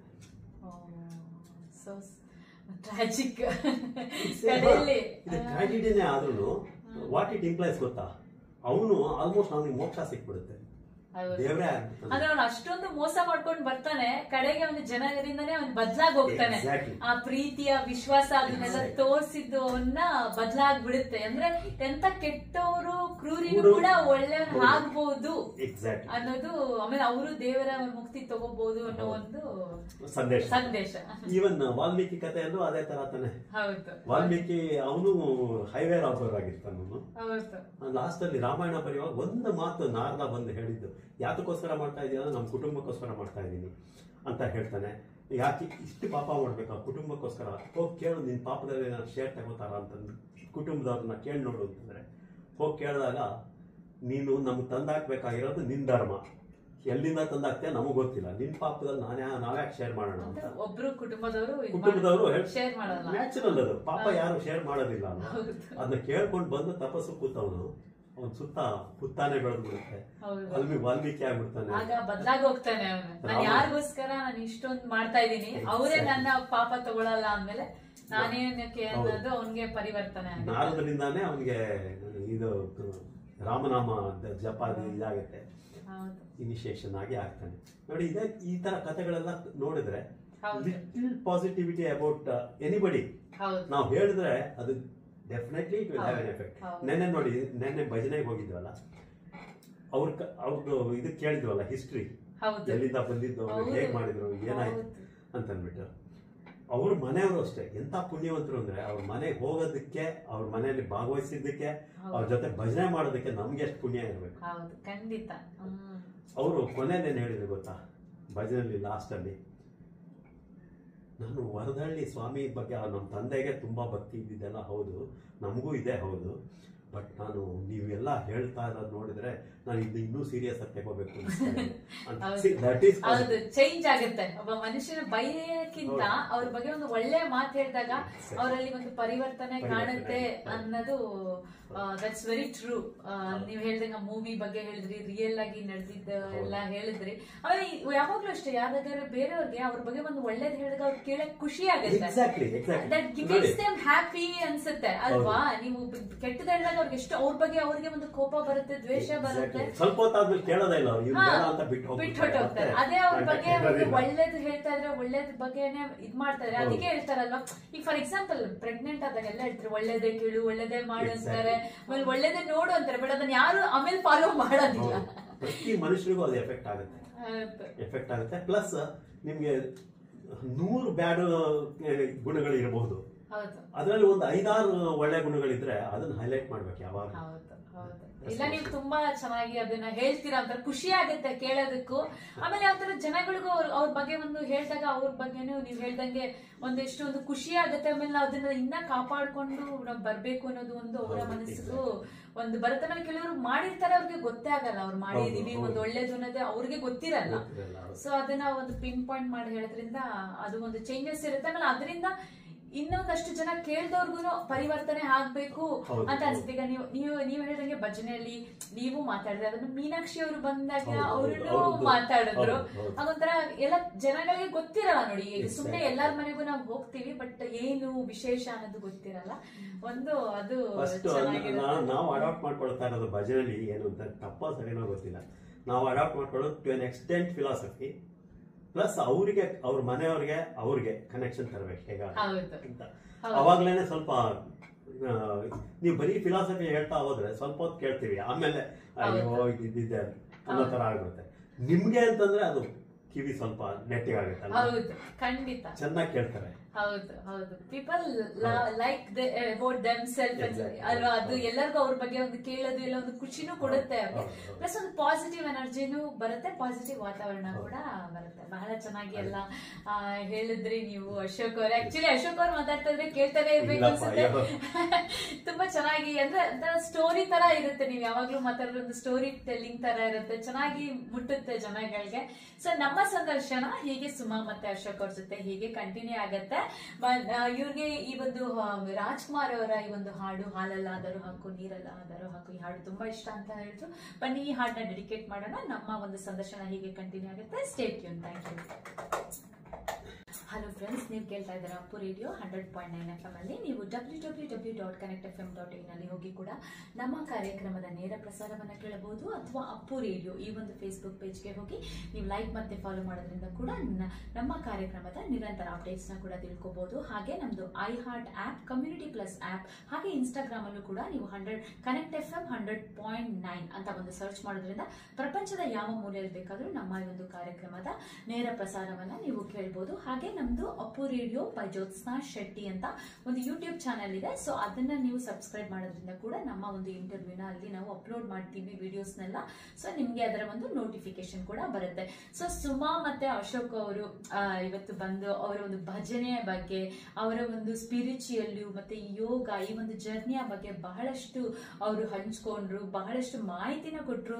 ಭಜನೆ ಬಗ್ಗೆ ನಾವು ಮಾತಾಡ್ತಾ ಇದ್ದೋ. ಬನ್ನಿ, ಈ ಭಜನೆ ಹೇಗೆ ಸ್ಟಾರ್ಟ್ ಆಯ್ತು, ಆಸ್ಟ್ರೇಲಿಯಾದಲ್ಲಿ ಯಾರು ಸ್ಟಾರ್ಟ್ ಮಾಡಿದ್ರು ಅದರ ಬಗ್ಗೆ, ಮತ್ತೆ ಭಜನೆಯ ಬಗ್ಗೆ ಎಲ್ಲ ಬಹಳಷ್ಟು ಮಾಹಿತಿನ ಕೊಡ್ತಾರೆ. ಇದು ನಿಮ್ಗೆ ಬಹಳ ಉಪಯುಕ್ತ ಆಗುತ್ತೆ. ಯಾರಾದ್ರೂ ನೀವು ಭಜನೆಗೆ ಸೇರ್ಬೇಕು ಅನ್ನೋದ್ರೆ ಬನ್ನಿ. ಸುಮಾ ಅವರೇ, ನೀವು ಈ ಭಜನೆ ಬಗ್ಗೆ ಹೇಳಿ ನಮ್ಮ ಶ್ರೋತೃಗಳಿಗೆ. ಭಜನೆ ಪ್ರತಿ ಶುಕ್ರವಾರ ಪ್ರತಿ ಶುಕ್ರವಾರ 7 ಗಂಟೆಗೆ ಶುರು ಆಗುತ್ತೆ. 7ರಿಂದ 8:08ವರೆಗೆ ಮುಗಿಸ್ಬೇಕಂತ ಅನ್ಕೊಳ್ತೀವಿ. ಕೆಲವು ಸರಿ ಒಂದು 1/4 ಗಂಟೆ ಎಲ್ಲ ಜಾಸ್ತಿ ಆಗ್ಬಿಡುತ್ತೆ. ಅದೇ ಎಲ್ಲ ಮಕ್ಕಳುಗಳೆಲ್ಲ ಹಾಡ್ತಾರೆ. ಫಸ್ಟ್ ಹಾಡಕ್ ಶುರು ಮಾಡಿದ್ದು ನಾರಾಯಣ್ ರಾಜಿ ಅವ್ರ ಮಗಳು. ಹೌದು, ನಮ್ಮ ಕನ್ನಡ ಸ್ಕೂಲ್ ಹೇಳ್ಕೊಡ್ತಾರಲ್ಲ ನಾರಾಯಣ ಮತ್ತೆ ರಾಜೇಶ್ವರಿ, ಅವರ ಫಸ್ಟ್ ಟ್ರೆಂಡ್ ಸೆಟ್ಟರ್ ಸಿಂಧು. ಅವಳು 3-3.5 ವರ್ಷ ಇತ್ತು ಅವಳಿಗೆ, ಅವಾಗ ಅವಳು ಶುರು ಮಾಡಿದ ಹಾಡಕ್ಕೆ. ಅವಳು ಹಾಡಿದ್ಮೇಲೆ ಇವಾಗ ಎಲ್ಲಾ ಮಕ್ಕಳುಗಳು, ಚಿಕ್ಕ ಮಕ್ಕಳಿಗೂ ಕೂಡ ಬಹಳಷ್ಟು ಅವಕಾಶ ಸಿಗುತ್ತೆ. ಸೊ ಈ ಒಂದು ಭಜನೆ ಫ್ರೆಂಡ್ಸ್ ಆಫ್ ಇಂಡಿಯಾ ಅವರು ಸ್ಟಾರ್ಟ್ ಮಾಡಿದ್ದು. ಇವರು ಒಂದು ನಿಯರ್ಲಿ ಒಂದು 30 ವರ್ಷ ಆಗ್ತಾ ಬರ್ತಾ ಇದೆ ಆ ಭಜನಾ ಮಂಡಳಿಗೆ. ಸೊ ಇದು ಒಂದು ಫ್ಯಾಮಿಲಿಯ ಭಜನೆ ಅಂತ ಹೇಳ್ಬೋದು. ಪ್ರತಿಯೊಬ್ರು ಇದು ಒಂದು ಪ್ರತಿ ಶುಕ್ರವಾರ ಕರೆಕ್ಟ್ ಆಗಿ ಸಮಯ ಸಂಜೆ ಒಂದು 7 ಗಂಟೆಗೆ ಸ್ಟಾರ್ಟ್ ಆಗತ್ತೆ. 7ರಿಂದ ಒಂದು 9 ಗಂಟೆ ತನಕ ಅಂತ ಅನ್ಕೊಳ್ಳಿ. ಒಂದು ಭಜನೆ ಒಂದು 2 ಅವರ್ ನಾವು ಹಾಡು ಹೇಳ್ತೀವಿ. ಅದಾದ್ಮೇಲೆ ನಾವು ಪೂಜೆಗಳು ನಡೆಯುತ್ತೆ, ನಮ್ದು ಎಲ್ಲ ಆರತಿ ಎಲ್ಲ ನಡೆಯುತ್ತೆ. ಅದಾದ್ಮೇಲೆ ಯಾರ ಮನೇಲಿ ಈ ಒಂದು ಭಜನೆ ನಡೆಯುತ್ತೆ ಅವ್ರ ಮನೆಯಲ್ಲಿ ಪ್ರಸಾದನು ಕೂಡ ಕೊಡ್ತಾರೆ. ಸೊ ಇದು ಭಜನಾ ಮಂಡಳಿಗೆ ನೀವು ಯಾರ್ಯಾರು ಸೇರ್ಬೇಕು ಅಂದ್ರೆ ನೀವು ಫ್ರೆಂಡ್ಸ್ ಆಫ್ ಇಂಡಿಯಾ ಈ ಒಂದು ವೆಬ್ಸೈಟ್ ಗಳಲ್ಲಿ ಹೋಗಿ ಕೂಡ ನೀವು ಕಾಂಟ್ಯಾಕ್ಟ್ ಮಾಡಬಹುದು. ಇಲ್ಲ ಅಶೋಕ್ ಮತ್ತೆ ಸುಮಾ ಅವರು ಅವರ ಒಂದು ಫೋನ್ ನಂಬರ್ ಕೂಡ ಈಗ ಕೊಡ್ತಾರೆ. ಸೊ ನೀವು ಅವ್ರನ್ನ ಕಾಂಟ್ಯಾಕ್ಟ್ ಮಾಡಿದ್ರು ಕೂಡ ನೀವು ಭಜನಾ ಮಂಡಳಿಗೆ ನೀವೇನಾದ್ರು ಸೇರ್ಬೇಕು ಈ ಭಜನೆಗೆ ಅಂತ ಅಂದ್ರೆ ನೀವು ಸೇರ್ಕೋಬಹುದು. ಸೊ ಇದು ಮಕ್ಕಳು ಯಾವ ಒಂದು ಏಜ್ ರಿಸ್ಟ್ರಿಕ್ಷನ್ ಕೂಡ ಇಲ್ಲ, ಯಾವ ಒಂದು ಲ್ಯಾಂಗ್ವೇಜ್ ಯಾವ್ದು ಒಂದು ರಿಸ್ಟ್ರಿಕ್ಷನ್ ಇಲ್ಲ, ಯಾವ ಭಾಷೆಯಲ್ಲೂ ಕೂಡ ನೀವು ಈ ಒಂದು ದೇವರಿಗೆ ಡಿವೋಷನ್ ಸಾಂಗ್ ದೇವರಿಗೆ ಮುಟ್ಟುತ್ತೆ. ಯಾವ ಭಾಷೆಯೆಲ್ಲ ಹಾಡಿದ್ರು ಆತರ ಎಲ್ಲ ಒಂದು ಭಾಷೆಯ ರಿಸ್ಟ್ರಿಕ್ಷನ್ ಕೂಡ ಇರೋದಿಲ್ಲ. ಸೊ ಯಾವ ಭಾಷೆಯಲ್ಲೂ ಕೂಡ ನೀವು ಹಾಡು ಹೇಳ್ಬೋದು. ಪ್ಲಸ್ ಅದ್ರ ಜೊತೆ ನಿಮ್ಗೊಂದು ಸೋಷಿಯಲ್ ಸಿಗತ್ತೆ, ನೆಟ್ವರ್ಕಿಂಗ್ ಸಿಗುತ್ತೆ, ಜನಗಳನ್ನ ನೀವು ಮೀಟ್ ಮಾಡಬಹುದು. People from all walks of life, ಅಥವಾ ನಿಮ್ಗೆ ಯಾರು ನೀವು ಅದ್ರ ಬಗ್ಗೆ ಎಲ್ಲ ತಿಳ್ಕೋಬಹುದು. ಬೇರೆ ಬೇರೆ ಎಲ್ಲಾ ತರ ಜನಗಳು ಅಲ್ಲಿ ಬರೋದ್ರಿಂದ ನೀವು ಅವ್ರ ಬಗ್ಗೆ ಎಲ್ಲ ನೀವು ತಿಳ್ಕೋಬಹುದು. ಹಾಗೆ ಭಜನೆಯಲ್ಲಿ ನೀವು ಪಾರ್ಟಿಸಿಪೇಟ್ ಮಾಡಬಹುದು, ನಿಮ್ಮ ಮಕ್ಕಳನ್ನೆಲ್ಲ ಕರ್ಕೊಬಹುದು. ಒಂದು ಸ್ಪಿರಿಚುವಲ್ ಜರ್ನಿನ ಈ ಹೊರ ದೇಶದಲ್ಲೂ ಬಂದು ನೀವು ಮಾಡಬಹುದು ಅನ್ನೋದು ಬಹಳ ಖುಷಿ ಆಗುತ್ತೆ. ಯಾಕಂದ್ರೆ ನಾನ್ ಹತ್ರ ಹೇಳಕ್ ಹೋದ್ರೆ ನಮ್ ಇಂಡಿಯಾಗಿಂತ ಇಲ್ಲೇ ನಾವು ತುಂಬಾ ಚೆನ್ನಾಗಿ ಫಾಲೋ ಮಾಡ್ಕೊಂಡು ಬರ್ತಾ ಇದೀವಿ. ಸೊ ಪ್ರತಿ ಶುಕ್ರವಾರ ಇರುತ್ತೆ 7ರಿಂದ 9 ಗಂಟೆ ತನಕ. ಅದಾದ್ಮೇಲೆ ಪ್ರಸಾದ ಆಗಿ ಮುಕ್ತಾಯ ಆಗುತ್ತೆ. ಪ್ರತಿಯೊಬ್ಬರಿಗೂ ಅವರವರ ಮನೆಯಲ್ಲಿ ಮಾಡಕ್ಕೆ ವರ್ಷದಲ್ಲಿ 1 ಸಲನಾರ ಅವಕಾಶ ಸಿಗುತ್ತೆ. ಸೊ ದಯವಿಟ್ಟು ನೀವು ಇದಕ್ಕೆ ಜಾಯ್ನ್ ಆಗಿ. ಸೊ ಅಶೋಕ್ ಅವರೇ, ನಂಬರ್ನ ನೀವು ಕೊಡೋದಾದ್ರೆ ಅಂದ್ರೆ ಲೋಕಲ್ ಲ್ಯಾಂಡ್ಲೈನ್ ನಂಬರ್ ಕೊಡ್ತೀನಿ, ನಮ್ಮ ಮನೆದು. ನಿಮ್ಗೆ ನೆಕ್ಸ್ಟ್ ವೀಕ್ ನಲ್ಲಿ ಯಾರ ಮನೇಲಿ ಯಾವ ಅಡ್ರೆಸ್ ಅಲ್ಲಿ ಭಜನೆ ನಡೆಯುತ್ತೆ ಅಂತ ನಮ್ಮನ್ನು ಕೇಳಿ ತಿಳ್ಕೊಬಹುದು. ನಂಬರ್ 9825 9236 98259236ಗೆ ನೀವು ಕಾಂಟ್ಯಾಕ್ಟ್ ಮಾಡೋದ್ರಿಂದ ಅಶೋಕ್ ಅವರು ನಿಮ್ಗೆ ಎಲ್ಲ ಭಜನೆಯ ಬಗ್ಗೆ ಬೇಕಾದ್ರೆ ಇನ್ಫಾರ್ಮೇಶನ್ ಕೊಡ್ತಾರೆ. ಹಾಗೆ ಫ್ರೆಂಡ್ಸ್ ಆಫ್ ಇಂಡಿಯಾಗೆಲ್ಲ ಹೋದ್ರೆ ಭಜನೆಯ ಬಗ್ಗೆ ಎಲ್ಲ ನೀವು ಬಹಳಷ್ಟು ಒಂದು ಇನ್ಫಾರ್ಮೇಶನ್ ಕೂಡ ಹೇಗೆ ಜಾಯಿನ್ ಆಗ್ಬೋದು ಎಲ್ಲ ಇನ್ಫಾರ್ಮೇಶನ್. ಭಜನೆ ಇಂಟ್ರೆಸ್ಟ್ ಇದ್ರೆ ಭಜನೆ ಹೇಳ್ಕೊಟ್ಟು ಹೇಳುವಂತ ಭಜನೆಗಳು ನಾರ್ಮಲ್ ಆಗಿ. ನಿಮ್ಗೆ ಭಜನೆ ಬಗ್ಗೆ ಇಂಟ್ರೆಸ್ಟ್ ಇದ್ರೆ ಬರ್ಬೋದು, ಹಾಡೋಕ್ ಇಂಟ್ರೆಸ್ಟ್ ಇದ್ರೆ ಹಾಡ್ಬೋದು, ಮಕ್ಕಳುಗಳಿಗೆ ಹಾಡೋಕ್ ಇಂಟ್ರೆಸ್ಟ್ ಇದ್ರೆ ಹಾಡ್ಬೋದು. ಇಲ್ಲಿ ನಮ್ಮ ಮಕ್ಕಳು ಎಷ್ಟೋ ಜನ ಸಂಗೀತ ಕಲಿತಾ ಇದ್ದಾರೆ, ಅವ್ರಿಗೆ ಒಂದು ಎಕ್ಸ್ಪೋಜರ್ ಸಿಕ್ಕದಾಗುತ್ತೆ. ಅಂದ್ರೆ ಕಲಿತಾ ಇರೋರು ತುಂಬಾ ಚೆನ್ನಾಗಿ ಹೇಳ್ತಾರೆ, ಶಾಸ್ತ್ರೀಯ ಸಂಗೀತ ಅವಾಗ ತಾನೇ ಕಲಿತಾ ಇರ್ತಾರೆ. ಅಲ್ಲಿ ಬಂದು ಹಾಡಿದ್ರೆ ಎಲ್ಲರ ಮುಂದೆ ಹಾಡೋ ಒಂದು ಸಂತೋಷನೂ ಸಿಗುತ್ತೆ. It's a close knit family actually.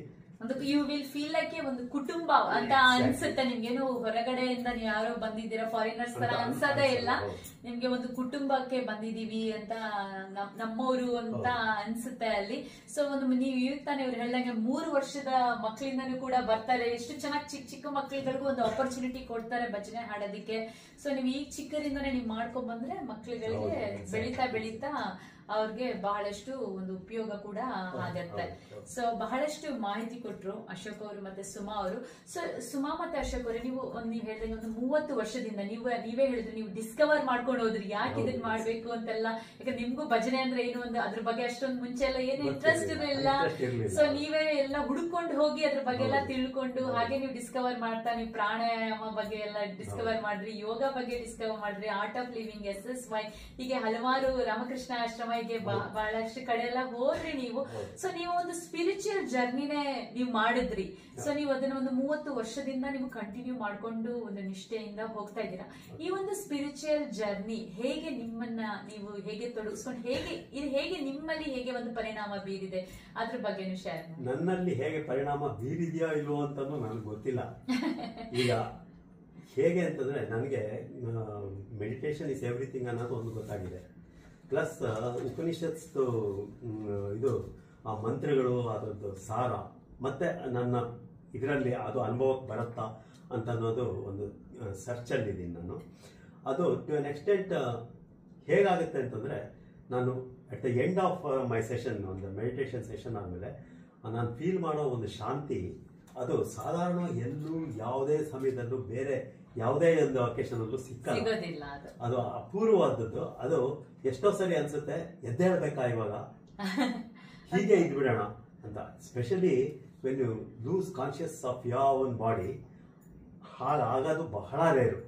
ನನಗೂ ಇವಾಗಲೂ ಬಹಳ ರೇರು. ಎಲ್ಲ ಆಗ್ಬಿಟ್ರೆ ಮಾತ್ರ ಅದು ಬಹುಶಃ ಕೂತ್ರೆ ಅದು ಡೇಸ್ ಟುಗೆದರ್ ಹೋದ್ರೂ ನಮಗೆ ಫ್ಯೂ ಮಿನಿಟ್ಸ್ ತರ ಅನ್ಸುತ್ತಂತೆ. ಬಟ್ ಅಷ್ಟು ಸೀರಿಯಸ್ ಆಗಿ ನಾನು ಹೋಗಿಲ್ಲ. ಎಷ್ಟರ ಮಟ್ಟಿಗೆ ಹೋಗಿದ್ದೀನಿ ಅಂತ ಸಾಧ್ಯವಾದಷ್ಟು ನಾನು ತೊಡಗಿಸ್ಕೋಬೇಕು ಆದಷ್ಟು ಅಂತ ಅಂದ್ಬಿಟ್ಟು ಇವಾಗ ಎವ್ರಿ ಡೇ ನಾನು ರಿಟೈರ್ ಆದ್ಮೇಲಂತೂ ಇವಾಗ ನಿಯರ್ಲಿ 5-6 ಅವರ್ಸ್ ತೊಡಗಿಸ್ಕೋತಾ ಇದ್ದೀನಿ ಮೆಡಿಟೇಷನ್, ಯೋಗದಲ್ಲಿ ಎಲ್ಲ. ಅಂಡ್ ಭಜನೆ ಎವ್ರಿ ವೀಕ್ ನಡೆಯುತ್ತೆ.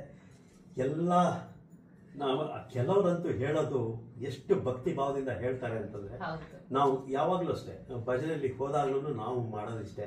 ನಾನು ಮಾಡೋದೇನಂತ ಮುಂದೆ ಕೂತ್ಕೋತೀನಿ ನಾರ್ಮಲ್ ಆಗಿ, ಯಾರು ನೋಡೋದಿಲ್ಲ ಅಥವಾ ನಾನು ಯಾರು ನೋಡಬಾರ್ದು ಅನ್ನೋದು ಒಂದು ಉದ್ದೇಶ.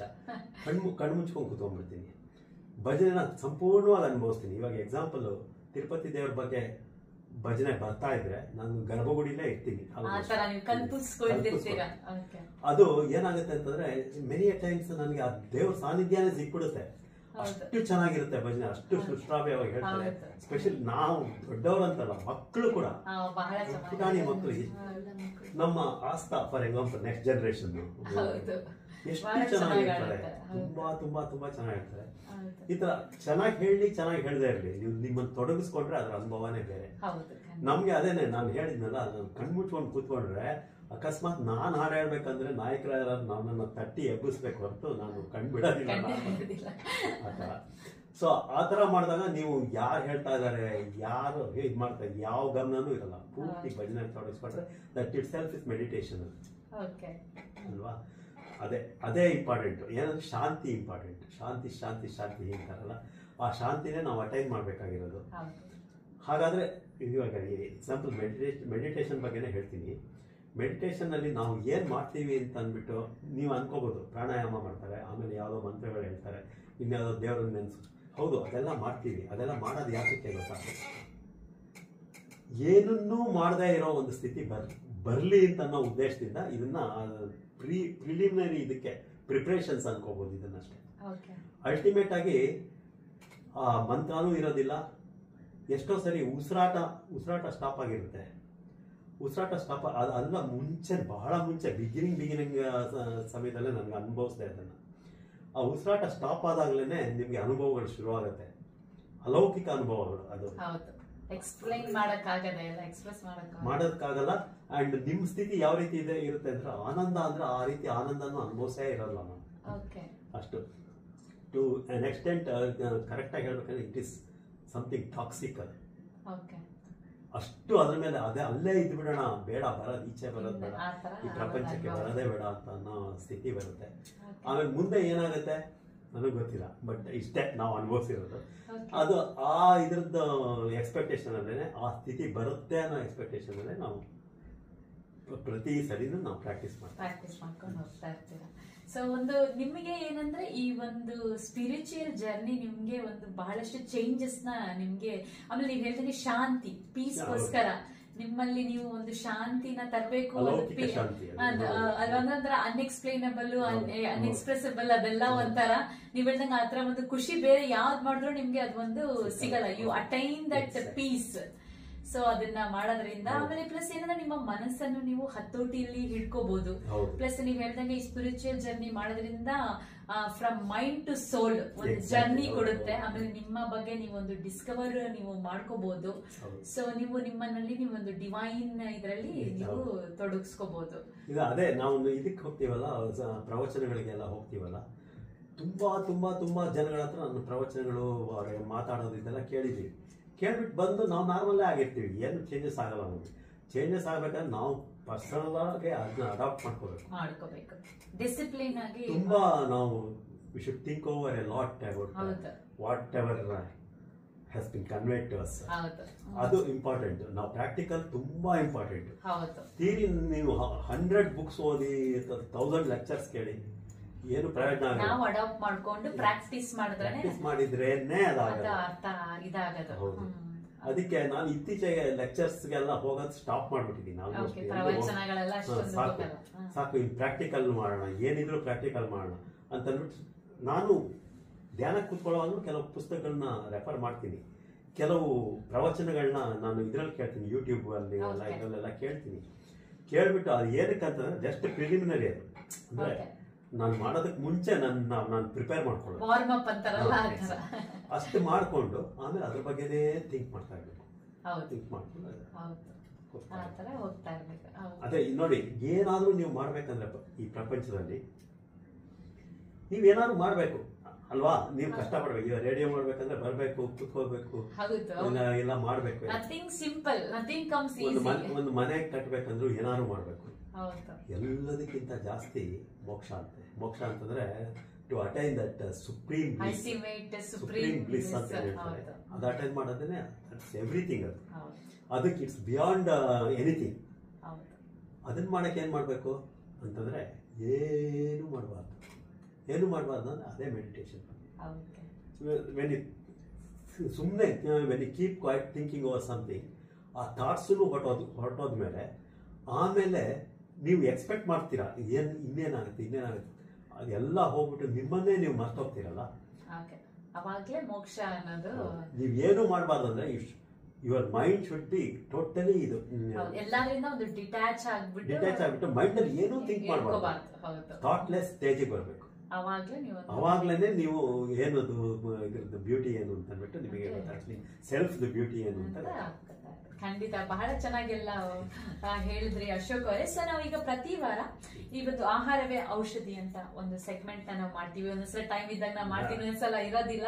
ಬಟ್ ಇವತ್ತು ಈ ಒಂದು ಆಹಾರವೇ ಔಷಧಿ ಅಂದ್ಬಿಟ್ಟು ಇದು ಒಂದು ಜೀರಿಗೆಯ ಬಗ್ಗೆ, ಅಂದ್ರೆ ಕ್ಯೂಮಿನ್ ಸೀಡ್ ಬಗ್ಗೆ ನಾವು ಅದರ ಒಂದು ಉಪಯೋಗದ ಬಗ್ಗೆ ನಾವು ತಿಳ್ಕೊಳ್ಳೋಣ ಇವತ್ತು. ಸೊ ನಾವೆಲ್ಲ ನೋವು ನಿವಾರಣೆಗೆ ಆಸ್ಪಿರಿನ್ ಮಾತ್ರ ತೆಗೆದುಕೊಂಡಿರ್ಬೋದು. ಈ ನೋವು ನಿವಾರಣೆಗೆ ಕಾರಣ ಆಸ್ಪಿರಿನ್ ನಲ್ಲಿರುವ ಸ್ಯಾಲಿಸಿಲಿಕ್ ಆಸಿಡ್ ಎಂಬ ರಾಸಾಯನಿಕ. ಸ್ಯಾಲಿಸಿಲಿಕ್ ಆಸಿಡ್ ಎಲ್ಲಾ ತರಹ ಹಣ್ಣು ಮತ್ತು ತರಕಾರಿಗಳಲ್ಲಿ ಸ್ವಲ್ಪ ಮಟ್ಟಿಗೆ ಇರುತ್ತದೆ. ಆದರೆ ಗಿಡಮೂಲಿಕೆಗಳಲ್ಲಿ, ಉದಾಹರಣೆಗೆ ಕೊತ್ತಂಬರಿ ಸೊಪ್ಪು ಮತ್ತು ಮಸಾಲೆ ಪದಾರ್ಥಗಳಲ್ಲಿ ಅತಿ ಹೆಚ್ಚು ಇರುತ್ತದೆ. ಅಚ್ಚ ಖಾರದ ಪುಡಿ ಮತ್ತು ಅರಿಶಿಣದಲ್ಲಿ ಸ್ಯಾಲಿಸಿಲಿಕ್ ಆಸಿಡ್ ಶೇಕಡ 0.1 ಇದ್ದರೆ ಜೀರಿಗೆಯಲ್ಲಿ ಶೇಕಡ 1.5 ಗಿಂತ ಹೆಚ್ಚು ಇರುತ್ತದೆ. ಸಾಂಪ್ರದಾಯಿಕ ವೈದ್ಯಕೀಯ ಪದ್ಧತಿಗಳಲ್ಲಿ ಜೀರಿಗೆಯನ್ನು ಹಲವಾರು ಸಣ್ಣ ಪುಟ್ಟ ಕಾಯಿಲೆಗಳಿಗೆ, ಉದಾಹರಣೆ ಅಜೀರ್ಣ, ಹೊಟ್ಟೆ ನೋವು, ಗಂಟಲು ನೋವು, ಶೀತ, ನೆಗಡಿಗೆ ಔಷಧಿಯಾಗಿ ಉಪಯೋಗಿಸುತ್ತಾರೆ. ಆದರೆ ಜೀರಿಗೆಯನ್ನು ರೋಗ ನಿವಾರಣೆಗೆ ಔಷಧಿಯಾಗಿ ಉಪಯೋಗಿಸಬಹುದು ಎಂಬ ಸಾಬೀತುಪಡಿಸುವ ಯಾವ ಅಧ್ಯಯನಗಳು ಇನ್ನ ನಡೆದಿಲ್ಲ. ಆದರೆ ಏನಂತೆ, ಸ್ಯಾಲಿಸಿಲಿಕ್ ಆಸಿಡ್ ನೋವು ನೀಗಿಸುತ್ತದೆ ಎಂಬುದಕ್ಕೆ ಸಾಕಷ್ಟು ವೈಜ್ಞಾನಿಕ ಪುರಾವೆಗಳಿವೆ ಮತ್ತು ಇತರ ಆಹಾರ ಪದಾರ್ಥಗಳಿಗೆ ಹೋಲಿಸಿದರೆ ಜೀರಿಗೆಯಲ್ಲಿ ಸ್ಯಾಲಿಸಿಲಿಕ್ ಆಸಿಡ್ನ ಅಂಶ ಅತ್ಯಂತ ಹೆಚ್ಚು ಪ್ರಮಾಣದಲ್ಲಿದೆ. ಉತ್ತಮ ಆರೋಗ್ಯಕ್ಕಾಗಿ ಜೀರಿಗೆಯನ್ನು ಪ್ರತಿದಿನ ಉಪಯೋಗಿಸುವುದು ಆರೋಗ್ಯಕಾರಿ. ಭಾರತದ ಜನಪ್ರಿಯ ಪಾನೀಯಗಳಾದ ಜೀರಾ ಪಾನಿ ಮತ್ತು ಲಸ್ಸಿಯನ್ನು ಹೇಗೆ ತಯಾರಿಸಬಹುದು ಮತ್ತು ಅದರ ಪಾಕ ವಿಧಾನಗಳ ಬಗ್ಗೆ ನಾವು ತಿಳಿದುಕೊಳ್ಳೋಣ. ಜೀರಾ ಪಾನಿ ಹೇಗೆ ತಯಾರಿಸಬಹುದು ಅಂದ್ರೆ, 1 ಟೀ ಚಮಚ ಜೀರಿಗೆಯನ್ನು 2 ಲೋಟ ಬಿಸಿ ನೀರಿಗೆ ಹಾಕಿ ರಾತ್ರಿ ಇಡೀ ನೆನೆಯಲು ಬಿಡಿ. ಮಾರನೇ ದಿನ ಸೋಸಿಕೊಂಡು ಕುಡಿಯಿರಿ. ಸೊ ಥರ್ಮಸ್ ಫ್ಲಾಸ್ಕಿನಲ್ಲಿ ಹಾಕಿಟ್ಟಿರೆ ಇದು ಉತ್ತಮ. ಬೇಕಿದ್ದರೆ ಅರ್ಧ ಟೀ ಚಮಚ ಅಜ್ವಾಯಿನ್ ಕೂಡ ನೀವು ಸೇರಿಸಬಹುದು. ಸೊ ಹಾಗೆ ಲಸ್ಸಿ ಕೂಡ ಮಾಡ್ತೀವಿ, ಅದ್ರ ಬಗ್ಗೆನೂ ತಿಳ್ಕೊಳ್ಳೋಣ ಹೇಗೆ ಮಾಡೋದು ಅಂತ. ಸೊ ಅರ್ಧ ಲೋಟ ಕಡಿಮೆ ಕೊಬ್ಬುಳ್ಳ ಮೊಸರು ಅಂದ್ರೆ ಒಂದು ಲೋ ಫ್ಯಾಟ್ ಯೋಗರ್ಟ್, ಅದಕ್ಕೆ ಅರ್ಧ ಟೀ ಚಮಚ ಹುರಿದ ಜೀರಿಗೆ ಪುಡಿ, ಅರ್ಧ ಟೀ ಚಮಚ ಉಪ್ಪು. ಸೊ ನಿಮ್ಗೆ ಹೇಗ್ ಬೇಕು ಅದು ರುಚಿಗೆ ತಕ್ಕಷ್ಟು ಹಾಕಬಹುದು. ಹಾಗೆ 1.5 ಲೋಟ ನೀರು. ಸೊ ಈ ಎಲ್ಲಾ ಪದಾರ್ಥಗಳನ್ನು ಎಲೆಕ್ಟ್ರಿಕ್ ಬ್ಲೈಂಡರ್ ಅಲ್ಲಿ ನೀವು ಸೇರಿಸಿ 3 ರಿಂದ 5 ಸೆಕೆಂಡುಗಳ ಕಾಲ ನೀವು ಮಿಶ್ರಣ ಮಾಡಿ ಸೊ ಇದನ್ನ ನೀವು ತಗೋಬಹುದು. ಸೊ ಈ ಒಂದು ಮಾಹಿತಿ ನಿಮ್ಗೆ ಉಪಯುಕ್ತ ಆಗಿದೆ ಅಂತ ನಾನು ತಿಳ್ಕೊತೀನಿ. ಸೊ ಇದನ್ನ ನಮ್ಗೆ ರಾಜೇಶ್ವರಿ ಅವರು ಅಂದ್ರೆ ರಾಜಿ ಜಯದೇವ್ ಅವರು ಅಪ್ಪು ರೇಡಿಯೋಕ್ಕಾಗಿ ಈ ಒಂದು ಇದರ ಬಗ್ಗೆ ಶೇರ್ ಮಾಡಿದ್ದಾರೆ ಈ ಒಂದು ಆರ್ಟಿಕಲ್ ನ. ಇದು ರಾಜಿ ಜಯದೇವ್ ಅವರು ಕ್ಲಿನಿಕಲ್ ಡಯಟಿಷಿಯನ್. ಹಾಗೆ ಅವ್ರದೊಂದು ವೆಬ್ಸೈಟ್ ಕೂಡ ಇದೆ www.rajjaydev.com.au ಅಂತ. ಸೊ ಆ ನೀವೊಂದು ವೆಬ್ಸೈಟ್ ಅನ್ನ ನೀವು ವಿಸಿಟ್ ಮಾಡೋದ್ರಿಂದ ನಿಮ್ಗೆ ಬಹಳಷ್ಟು ಮಾಹಿತಿ ನಿಮಗೆ ಸಿಗುತ್ತೆ. ಹಾಗೆ ಇವೆಂಟ್ ಕೂಡ ಬರ್ತಾ ಇದೆ ನಮ್ಮ ಸಿಡ್ನಿ ಕನ್ನಡ ಸಂಘದಿಂದ.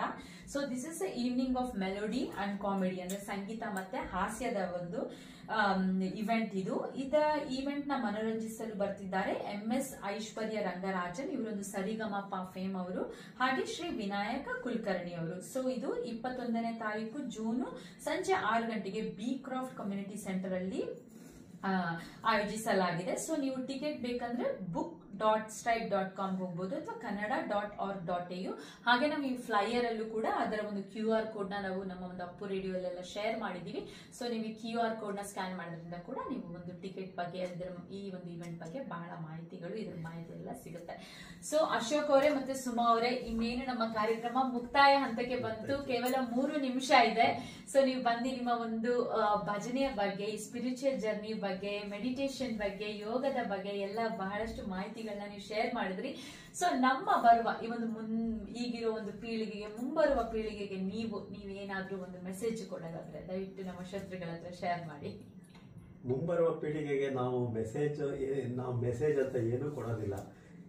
ರೀಸನ್ ಏನಂತಂದ್ರೆ, ಇವಾಗ ಎಕ್ಸಾಂಪಲ್ ಭಜನೆ ಮಾಡ್ತಾ ಇದ್ದೀವಿ ಅಥವಾ ಇನ್ನೊಂದು ಏನಾದ್ರು ಹೇಳ್ತೀವಿ ಅಥವಾ ಈ ಥರದ್ದೆಲ್ಲ ಯಾರಾದರೂ ಫಾಲೋ ಮಾಡೋದಕ್ಕೆ ಇಂಟ್ರೆಸ್ಟ್ ಇದ್ದರೆ ಅವ್ರು ಮಾಡ್ತಾರೆ. ಅಂದರೆ ಸ್ಪೆಷಲ್ ಮೆಸೇಜ್ ಅಂತ ಏನು ಕೊಡಲ್ಲ. ಯಾತಕ್ಕಂತಂದರೆ ನಾನು ಇನ್ನೂ ಸ್ಟೂಡೆಂಟ್, ನಾವು ಕಲಿತಾ ಇದ್ದೀವಿ. ಯಾತಕ್ಕಂತಂದರೆ ನಾನು ನಿಮ್ಗೆ ಮೊದಲೇ ಹೇಳ್ದಂಗೆ ನಾವು ಎಷ್ಟು ಜನನ ಎಲ್ಲೆಲ್ಲಿ ಮೀಟ್ ಮಾಡ್ತೀವಿ, ಎಲ್ಲರೂ ದೇವರೇ. ಅದರಿಂದ ಎಲ್ಲರಿಂದ ಕಲ್ತ್ಕೊಂಡು ಹೋಗೋ ಇದಿದೆ ಹೊರತು ನಾವು ಮೆಸೇಜ್ ಕೊಡೋ ಹಂತದಲ್ಲಿ ಏನಿಲ್ಲ. ಅಕಸ್ಮಾತ್ ನಾವು ಲೀಡ್ ಮಾಡ್ತಾ ಇರೋ ಲೈಫು ನಿಮ್ಗೆ ಏನಾದ್ರು ಮೆಸೇಜ್ ಅನಿಸಿದ್ರೆ ಯಾರಾದರೂ ಫಾಲೋ ಮಾಡ್ಬೋದು. ರೆಗ್ಯುಲರ್ ಆಗಿ ಭಜನೆ ಎಲ್ಲ ಮಾಡ್ತಾ ಇದ್ದೀವಿ, ಇಂಟ್ರೆಸ್ಟ್ ಇದ್ರೆ ಬರ್ಬೋದು, ಜಾಯಿನ್ ಆಗ್ಬೋದು. ನಮ್ಮ ಥರಾನೇ ನೀವು ಆ ಪುಣ್ಯವನ್ನು ಪಡ್ಕೋಬೋದು. ಅಂತಂದರೆ ನಾವು ಇಲ್ಲಿ ಹೇಳಿದ್ವಿ ಒಳ್ಳೆ ಲೈಫು, ಒಳ್ಳೆ ಎನ್ವೈರನ್ಮೆಂಟ್ಗೋಸ್ಕರ ಬಂದ್ವಿ ಇಲ್ಲಿ ಅಂತಂದ್ಬಿಟ್ಟು. ಅದ್ರ ಜೊತೆಗೆ ನಾವು ಇಂಥ ಜನಗಳ ಜೊತೆಗೆ ಮೀಟ್ ಆಗಿಬಿಟ್ಟು ಇಂಥ ಕಂಪನಿ ನಮಗೆ ಸಿಕ್ಕಿರೋದು ನಮ್ಮ ಪುಣ್ಯ ನಿಜವಾಗ್ಲು. ಆ ರೀತಿ ನಿಮಗೂ ಅನಿಸಿದ್ರೆ ನೀವು ಬಂದು ಜಾಯಿನ್ ಆಗಿ ನಮ್ಮ ಜೊತೆ ದಯವಿಟ್ಟು ಅಂತ ಹೇಳ್ತೀನಿ. ಖಂಡಿತ. ಸೊ ಭಜನೆಗೆ ನೀವೆಲ್ಲ ಸೇರ್ಬೇಕು ಅಂದ್ರೆ ಅವ್ರು ಬಹಳಷ್ಟು ಮಾಹಿತಿ ಕೊಟ್ಟರು. ಫ್ರೆಂಡ್ಸ್ ಆಫ್ ಇಂಡಿಯಾ ವೆಬ್ಸೈಟ್ಗೆಲ್ಲ ಹೋದ್ರೆ ಅಲ್ಲೂ ಮಾಹಿತಿ ಸಿಗುತ್ತೆ. ಹಾಗೆ ನಿಮ್ಮ ಮತ್ತೊಂದು ಸಲ ನಿಮ್ಮ ಒಂದು ಫೋನ್ ನಂಬರ್ನ ಶೇರ್ ಮಾಡಿ. 9825 9236. 98259236 ಲ್ಯಾಂಡ್ಲೈನ್ ನಂಬರ್ಗೆ ನೀವು ಅದರಲ್ಲಿ ಅಕಸ್ಮಾತ್ ನಾನು ಅಥವಾ ಸುಮಾ ಯಾರಾದ್ರೂ ಅದನ್ನ ರಿಸೀವ್ ಮಾಡಿ ಎಲ್ಲಿ ಭಜನೆ ಅಂತ ಅಂದ್ಬಿಟ್ಟು ಕೇಳಿದ್ರೆ ಒಂದು ವೆನ್ಯೂ ಅಡ್ರೆಸ್ ಕೊಡ್ತೀವಿ. ನಿಮ್ಗೆ ಇಂಟ್ರೆಸ್ಟ್ ಇದ್ರೆ ಬರ್ಬೋದು. ಬಂದು ಎಲ್ಲರನ್ನೂ ಗುರ್ತು ಮಾಡ್ಕೊಳ್ಳಿ, ನಮ್ಮ ಕುಟುಂಬಕ್ಕೆ ಜಾಯಿನ್ ಆಗಿ ಅಂದ್ಬಿಟ್ಟು. ಖಂಡಿತ. ತುಂಬಾ ಥ್ಯಾಂಕ್ಸ್, ನೀವು ನಮ್ಮ ಒಂದು ಕಾರ್ಯಕ್ರಮಕ್ಕೆ ಬಂದಿ ಸುಮಾ ಮತ್ತೆ ಅಶೋಕ್ ಅವರೇ. You so humble couples. ನಂಗೆ ತುಂಬಾ ಖುಷಿ ಆಯ್ತು. ಸೊ ನೀವು ನಮ್ಮ ಒಂದು ಕಾರ್ಯಕ್ರಮಕ್ಕೆ ಬಂದು ಎಲ್ಲ ಶೇರ್ ಮಾಡಿದ್ದು. ಸೊ ಧನ್ಯವಾದ. ಅವಕಾಶ ಕೊಟ್ಟಿದ್ದಕ್ಕೆ ಧನ್ಯವಾದ. ಯಾಕಂತಂದ್ರೆ ನಾವು ಆ ಹಂತದಲ್ಲಿ ನಮ್ಮನ್ನ ಯಾರಾದ್ರೂ ಇಂಟರ್ವ್ಯೂ ಮಾಡಬಹುದು ಅಂತ ನಾವು ಅನ್ಕೊಂಡಿರ್ಲಿಲ್ಲ. ಯಾಕಂದ್ರೆ ನಾವು ಅಂತ ಏನು common people. See that is called humbleness. So ತುಂಬಾ ನೀವು ಬಂದಿದ್ರೆ ನಂಗೆ ರಿಯಲಿ ಒಂದು ಪ್ಲೆಜರ್ ಮತ್ತೆ so I feel grateful as well sir ಬಂದು ನೀವೆಲ್ಲ ಒಂದು ಶೇರ್ ಮಾಡಿದ್ದು. ಸೊ ಮತ್ತೆ ನೆಕ್ಸ್ಟ್ ವೀಕ್ ಮತ್ತೊಂದು ವಿಶೇಷ ವ್ಯಕ್ತಿಯ ಅತಿಥಿಗಳ ಜೊತೆ ನಾವು ಭೇಟಿ ಮಾಡೋಣ. ಸೊ ಅಲ್ಲಿ ತನಕ goodbye and take care. So ಧನ್ಯವಾದ. Thank you.